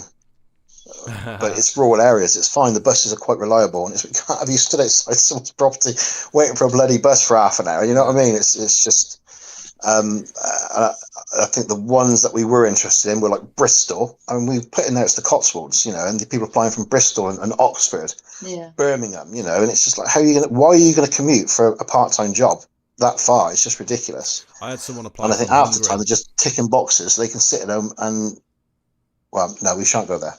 Yeah, I know what you mean. I had someone apply from Hungary and said, if you take me on, I'll move to Reddit. Was it Bournemouth or Benidorm, Jake? Which one was it? Shut up. You sure it was Hungary? The other thing that I did in that application was I made tick boxes and stuff where they had to complete the thing before they could proceed with the form. What do they call it, Dave? What? The tick boxes. You can't proceed with the form unless you can't submit the form unless So- you've filled out all the Yeah, information. like qualifying. Yeah. So I got them to Deal tick. breakers. That's what they call it. Yeah. I got them to tick to say that they're comfortable working outdoors. They've got their own transport. They're comfortable with, heavy lifting and physical activity and all that sort of stuff. Working at height, being on camera. They had to physically tick all these boxes before they could proceed with the form. So it might be worth just maybe adding one of those. I don't know. But again, that doesn't stop people from just No. picking a box, Yeah, does it? true. Whether they're genuinely interested or not. It's so frustrating. Mm. But yeah. So I'm finding time is the biggest killer for me at the minute, Jake, which obviously you're struggling with as well. I mean, you're leaps and bounds ahead of where I'm probably going to be in 2 years' time, but it's still putting in that effort and that legwork to get myself where I need to be. And I am busy. Don't get me wrong. I'm busy on the windows. I've got pressure washing jobs booked in. I've got roof jobs booked in. I've got a couple of cleans booked in with, I don't know, George from Gloucestershire External Cleaning. I think I met him at PWS the one day. Nice guy. Yeah, he just bought a massive bloody scorpion thing for cleaning roofs, the crawler. Yeah. So I've quoted a couple of jobs in Broadway that I can't do, but I've already spoken to him before I went to look if I get this job. So he's going to give me a hand with those, which is absolutely great. And one thing I love about this industry is people aren't scared to work with other people. If you need help or support, there's always someone there. I've done a few jobs with Finchy. I've done jobs with George, and you don't get that in many industries. The cleaning industry is cutthroat. Yeah. You daren't tell anybody anything because they'll be contacting people behind your back. Yeah. This is different, and I think it's really. I've not experienced it before. I worked in management and aerospace for like 35 years, and it was really, really cutthroat all the time. Everyone's after everyone's contract. So to me, this industry is I feel like my shoulders can drop when I'm talking to people or asking for help and stuff like that. And I think that's a really, really big thing. And I have these little communities is great because people, it's like you give out all this advice and tips and basically telling people what to do, how to get work, and you don't feel threatened by it, which is fantastic. Well, I think there has been a shift over the years because it did seem very cutthroat when I started, and it did seem Really? It seemed like everyone was trying to put each other down and bad-mouthing each other, and there was a lot of animosity between window cleaners and people coming onto each other's turf and stuff. So I think that is still around, maybe not so present anymore with social media and stuff. I don't know, but I think the window cleaning is still like it. Yeah. I agree with you there. I think the pressure washing side of it is different. The people who just do pressure washing, they're like a different breed. They've all grown up, haven't they? Yeah, Almost. I think that's what. Yeah, I think you're right. I think that's probably the right words for it. They're almost more grown up. More mature. And window cleaners seem to be more. They're very guarded, And I understand, people like their little rounds and stuff like that, but there's enough work out there for everybody, Jake, in everything that we're doing, whether it be window cleaning or pressure washing or roof cleaning. There's estates going up all the time. The growth just in Tewkesbury has been massive over the last 2 or 3 years. So it's not anything that's going to stop or come to a halt. There's enough work out there for everybody in everything we're doing, and I think people just need to get along a bit better. can I ask you a question? Maybe, yeah. If you had the opportunity to pause everything that was going on with the business, forget about the money, you're living comfortably, everything's fine. You got to pause for 6 months and sort of collect yourself and point the business or the businesses in a very specific direction. What do you think you'd do? Where do you want to be? What, in 6 months?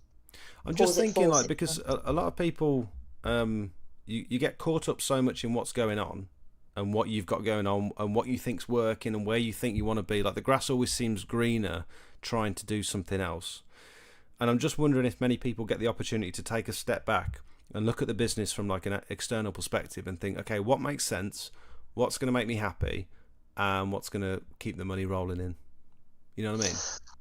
I want to make sure like you're chasing the right thing because Yeah, you keep comparing staying on the yourself. tools is the right thing for me. I love working outdoors. I love, for want of a better word, it's what we do, manual labour.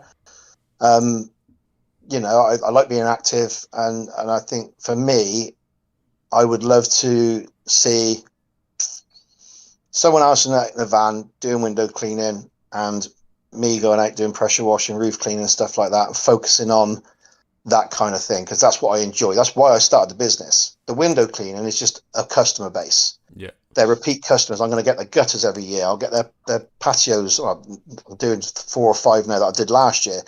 So it's that repeat work and that customer base you build up. And I think after a period of time, you won't have to chase customers because they're always going to be there on a sort of like repeat basis. I think the only thing obviously won't repeat is the roof cleaning. That's, you know, you're looking at 3 to 5 years for that. But everything else kind of like, it's almost like a boomerang effect. You'll do it 1 year, and then the customer 12 months time will give you a ring to go back and do it again, and then go back and do it again. But are you managing it, or are you on the tools while? Do you know what I mean? What's your position in the company? Everything. My position at the minute is everything. But what do you want to be? Do you want to be on the tools? Do you want to be managing it, or do you want to be like a hybrid of both? I think a hybrid of both. I don't think I could just sit back and just manage it. It would kill me. And would you? And too active you'd for have that. you'd have a couple of guys out in a couple of vans. Yeah. Okay. Yeah, I'd like to be sort of like, right, okay, today I'm going to go and give so-and-so a hand to sort that out and blah, blah, blah. Then tomorrow I'm going to go, day of quoting, look at some jobs. Then I'm going to go and give him a hand the day after that. And, you know, just be where I can be most valuable to my business, where I need to be and when I need to be there, I think is what I would like to see happen. And so that doesn't sound like you're going to have much of a what's the word? Like a role in the interior side of the business. No. Like, do you want to interior as in? My side. Yeah. Oh no. That we are definitely going to be split. But we've already done it. I mean, we've got separate websites, we've got separate Facebook pages, we've got separate email addresses. We were marketing the business as one. So Cotswold Group Services is the limited company. And then from that, you've got Cotswold Group Exterior Cleaning and Cotswold Cozy and Clean. And obviously, but everything is still invoiced through Cotswold Group Services Limited. So but, how does that work? So you've got one limited company. Yeah. And are the two businesses underneath it separate entities, or is it just a marketing thing? It's at the minute, it's just a marketing thing. Basically, Cotswold Group Services is the limited company. These are just it's the umbrella company for Cotswold Cozy and Clean and Cotswold Group Exterior Cleaning. Because if you're a limited company, you can have a little company, you can call them whatever you want, but everything's still invoiced through the limited company. So you've only got one set of taxes to do. But that's going to change. We are going to have to split the businesses because it's not working as it is. And I'll still be a director of Cotswold Cozy and Clean, and Carly will still be a director of Cotswold Group Exterior Cleaning. So I will still be involved in it, but ultimately I would like to just hand that over to Carly and let her manage it. I'll get involved if and when I need to, so I can concentrate fully on the exterior cleaning side of it. So the group thing is something that I've considered, because my brother does the waste management, my sister does the interior cleaning. Yeah. Would you still recommend that as a path to be a absolutely? Yeah, it does. It makes it easier because you've got one set of accounts to submit. You've got one lot of insurances to pay. It makes a big difference on cost. The financials of it, the pros for it financially are brilliant. And I'm sure there are people out there that maybe had a bad experience or disagree. And I think that's fine. It's whatever suits you as a business, not as a person. It has to be what suits the business, what you think is best. Sometimes isn't. And why are you marketing? We took a lot of advice on it from our accountant, and we did a lot of sort of like research ourselves, and it was definitely the safest way for us to go. Why are you marketing them separately? Because it's too difficult to market an interior cleaning business. Well, it's not even, it's now a property management company. So Cotswold Cozy and Clean isn't just a cleaning company. We manage properties. So basically like an Airbnb platform like Stay Cotswold will take a booking, and that's it. They pass all the details to us, and then we manage the guests from pre-arrival to departure. The owner doesn't get involved; they just have the money coming in. So we get a management fee for that, plus we get the linen hire, plus the changeover cleans, hot tubs that I do, specifically for the Airbnbs. So I think we struggled, didn't we? yeah, it was just marketing. Trying to market those two businesses as one entity it just wasn't working. Can I ask why not go all in? I know it's late now, and I know it's a retrospective question, but why didn't you decide to go all in with that business, considering it sounds like it was going so well and you're so busy with it? Why did you decide to start an exterior cleaning business? Is it because you thought you were leaving money on the table? It's something I always wanted to do, Jake, if I'm honest. I never had the opportunity to. I was fortunate enough to have the money to sort of invest into that side of the business, because the cleaning side of it, we started this business 2 years ago on our asses, excuse my French, but we did. We didn't know if we were going to pay the bills or eat.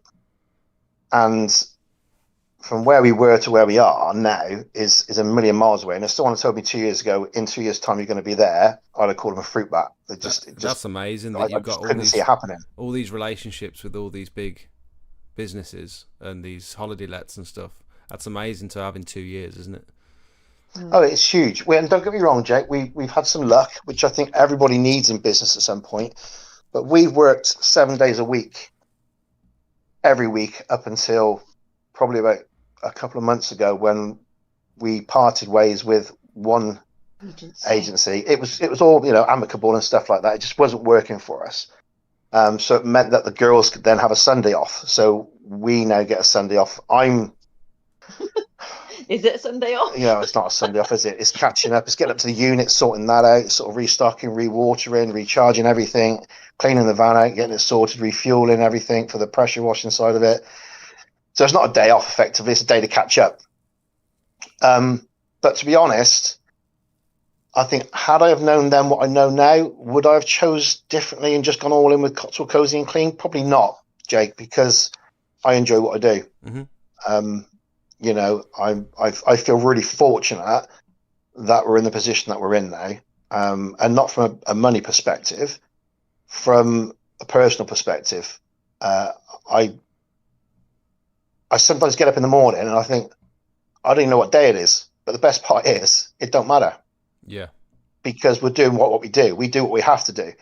And when you get into that mindset, every day is just a good day. How long have you been self-employed? 2 years. 2 years. years. Oh, that's literally, and that's the first time you've had your own business. No, not for you. Oh, not for me. No, I had. Oh God, have I got to tell him this? No, you haven't. You haven't got to tell me anything. I'm not going to then. You're live. You're live on Big Brother. Please do not swear. No, I had a burger place. My last name's Bond, obviously. Yeah. So it was Double O's license to grill. Oh, really?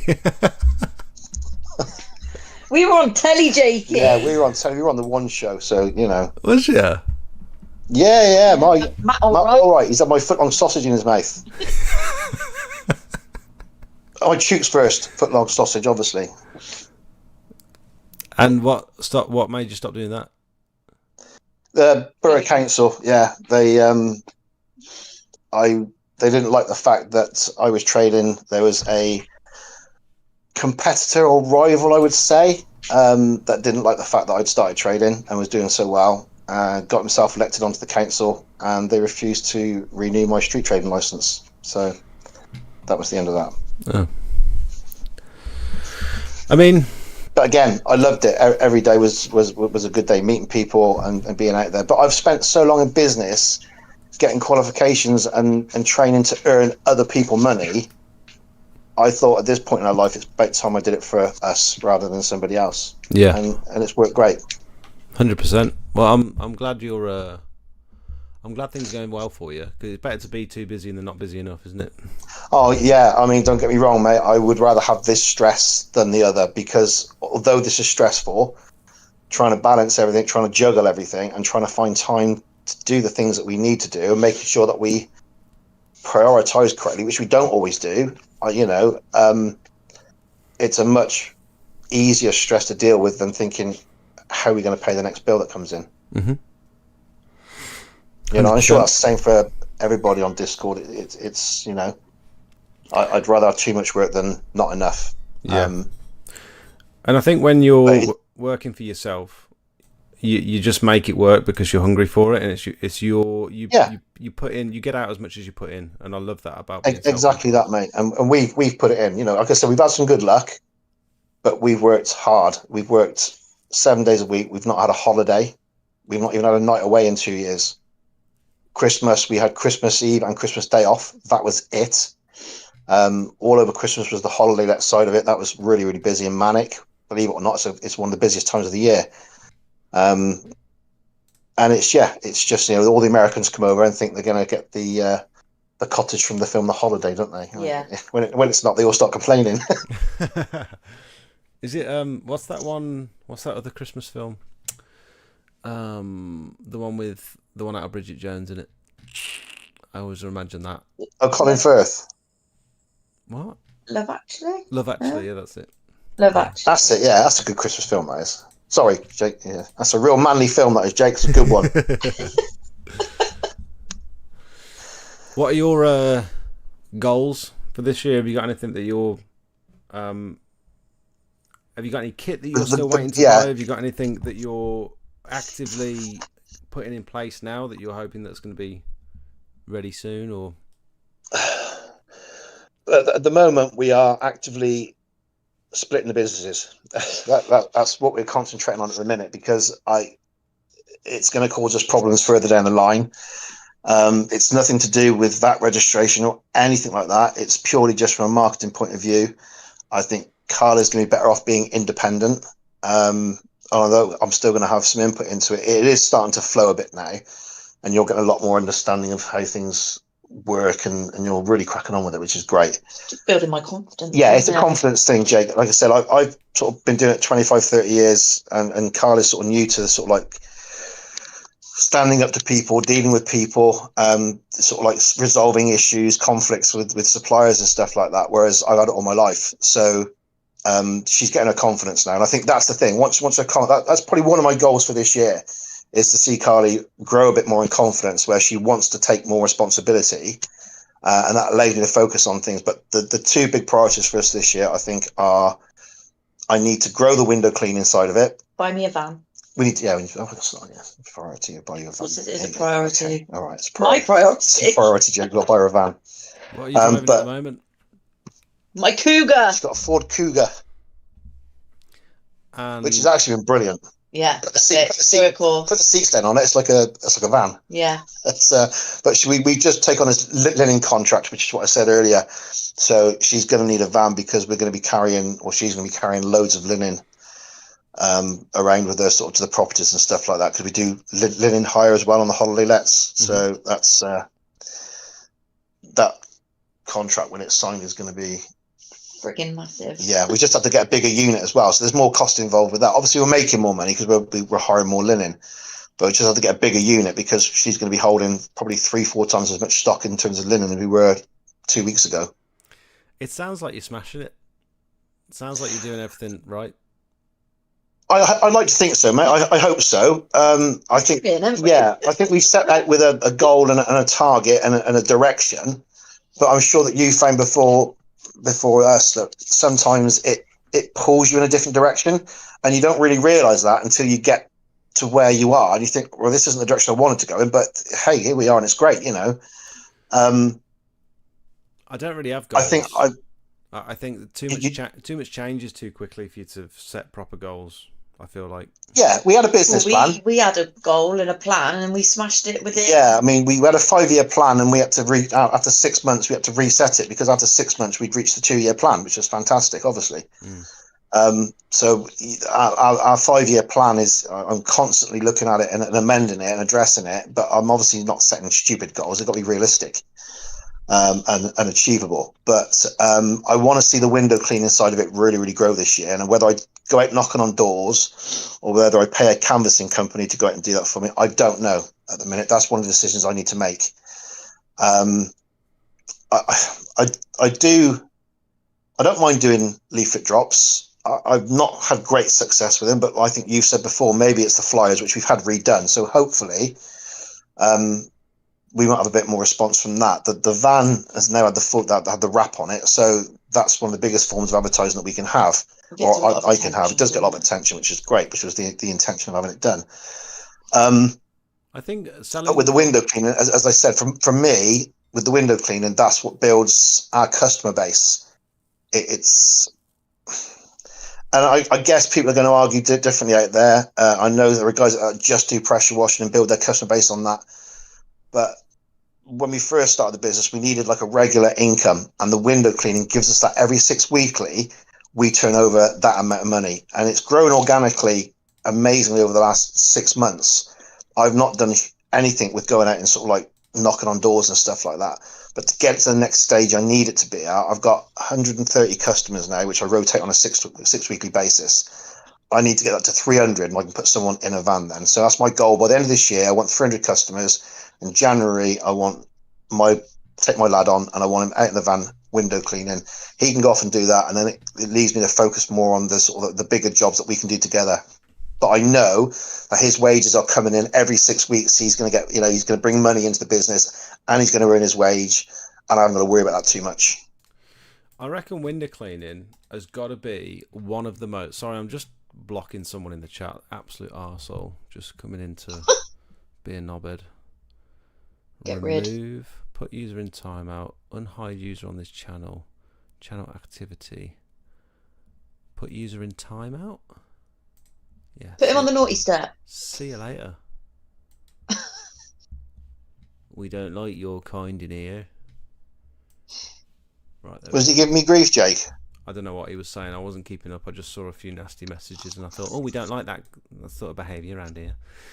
Anyway, I reckon window cleaning has got to be one of the easiest services you can sell at the door. I reckon it's as simple as knocking on the door and saying, do you want your windows cleaned?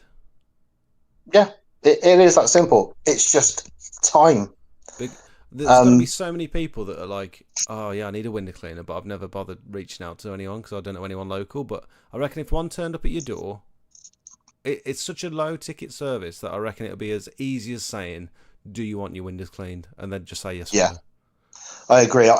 Saying that, I've picked up more work since having the van wrapped and being out in that van than I did with the smaller van. I actually, it's people's perception. I was in Blockley, and I've been going there for like nearly a year now to these two properties, and I was there in the big van, and the lady came out next door. She said, oh, can you give me a quote for my windows? I was like, yeah, of course I can. Let me finish here and I'll pop next door.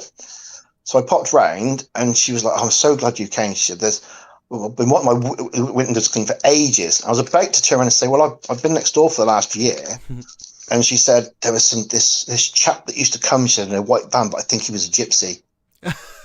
And that was you. And I was like, no, it's the same chap, different van. She was like, sorry? I said, same man, just a different van. Look on her face. Oh my God. But yeah, it's people's perception. And I think I wasn't getting work because of the van that I was in, which is bad, I know, but that's people's perception. Well, there's been a few times where I've turned up to someone's house to do their gutters. They've got in touch with Smelts Pressure Washing to do their gutters. I've turned up at their house in my van, in my Smelts Pressure Washing van, to clear their gutters out. And then at the end of the job, they've said, do you know anyone that cleans driveways? And I turned around. I was like, do you know who you've booked? Did you even read? I don't understand. It's crazy. No, I don't, mate. It's crazy, but it just goes to show that people don't take the time to look.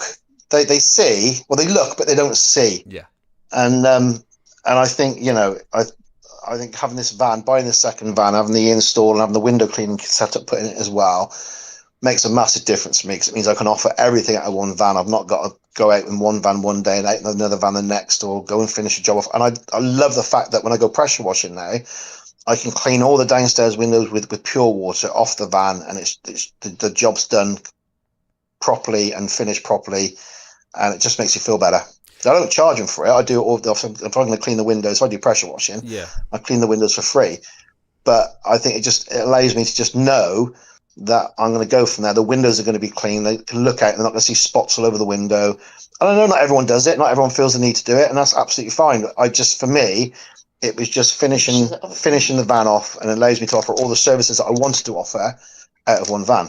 Those little things definitely make a difference. All the stuff the customer sees and touches every day being left clean is massive. Agree.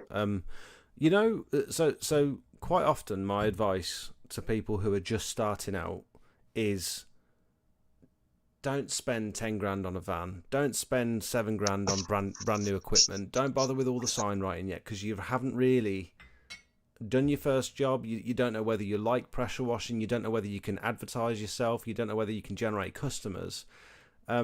You've done the opposite of what I normally advise to people. I'm curious to know whether you think that all that has been a good investment, because it seems to have clearly paid off for you. But the way you've had your van sign written, the size of the van, the type of equipment you've got in it, like, seems like a massive upfront investment. It was, but it was a plan. It wasn't just a whim. This wasn't something that we decided to do just off the back of a conversation. The type of it has paid off. Yeah, is the answer. It has paid off, but it was a plan that I had, that I was going out canvassing work before the pressure washer was even in the van. Yeah. And I wanted to do that. I booked jobs, and I think about 6 weeks in advance of actually having the van kitted out, because I wanted work there to start the van with, and I just wanted to prove to myself that the work was there and I could go out and I could get it. Yeah. So within those 6 weeks, I went out, and I think I probably had about 5 or 6 jobs, and I didn't want to sort of pack it out. I just wanted to know that it was feasible and I could do that.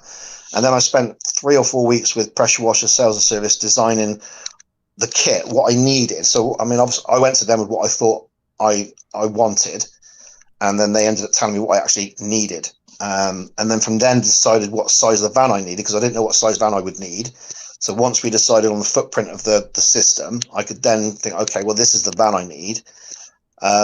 And everything's worked out perfectly. But it's been planned that way, Jake. It's not been a whim. And yes, it was an investment. And no, you're right. You are 1,000,000% right.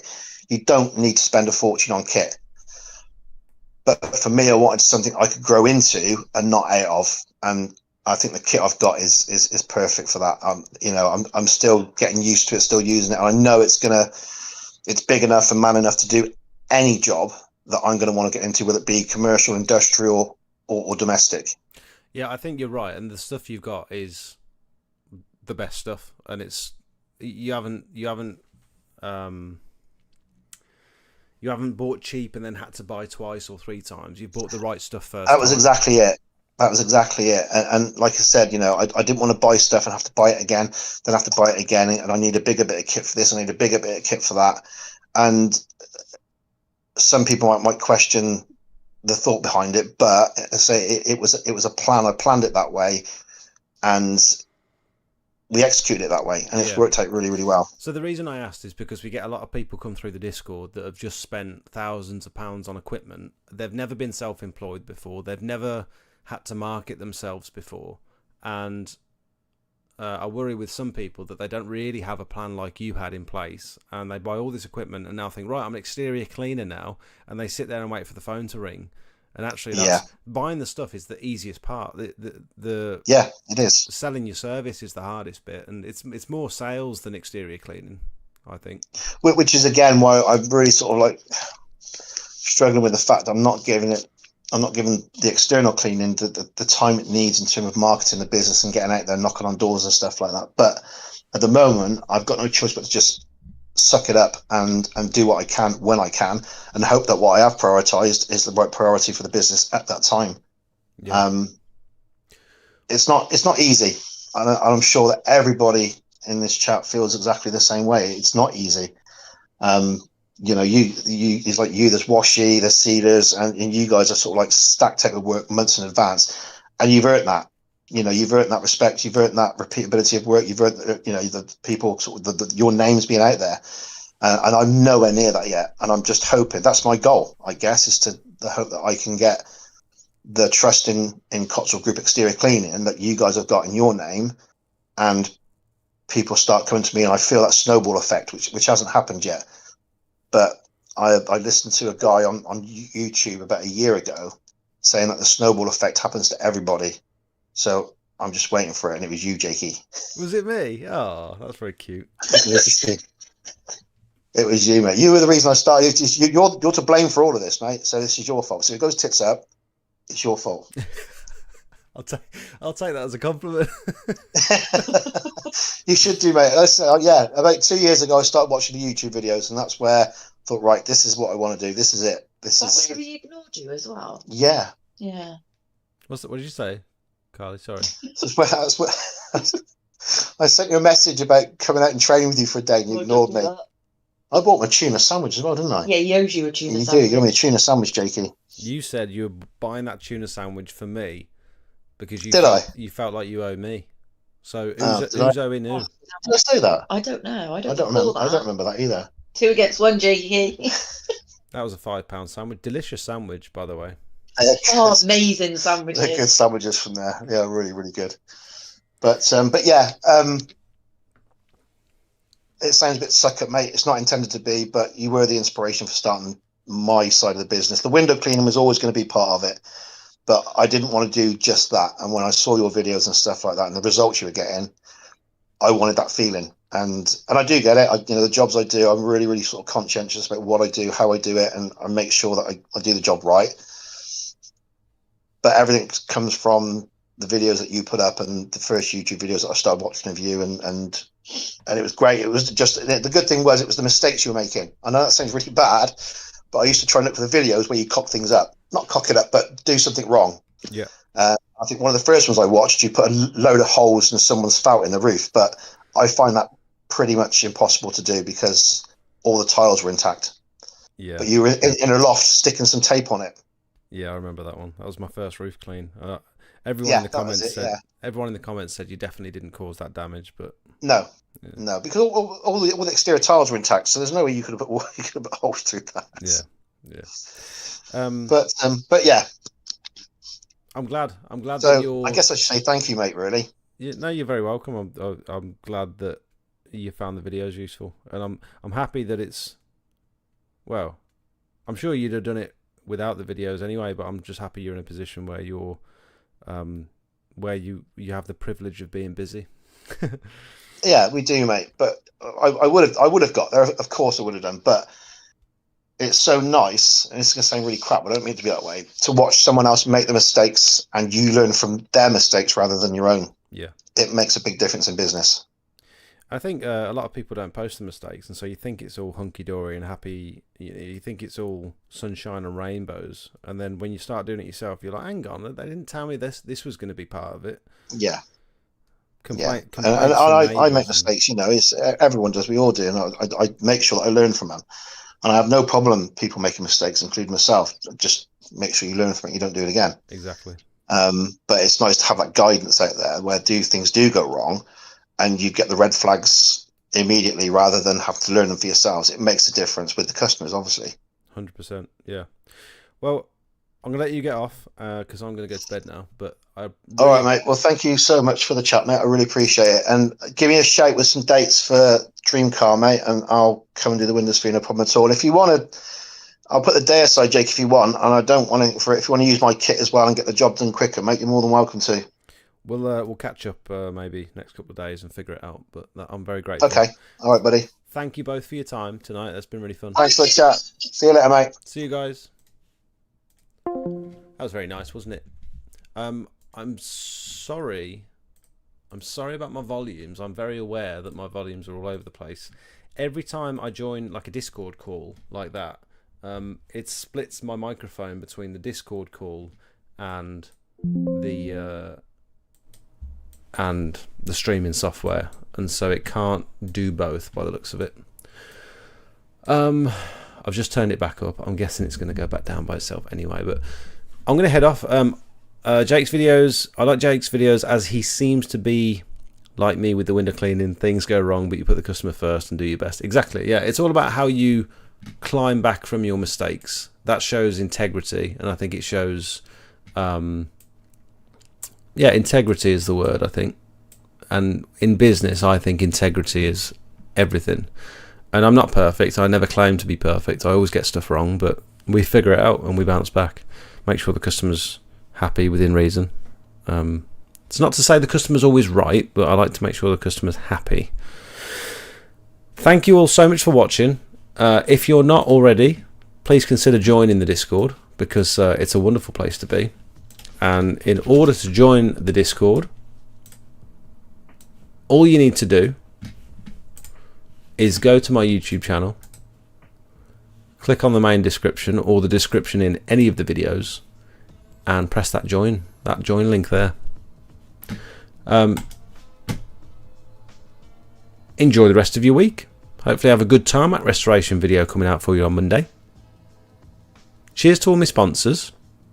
Appreciate everyone.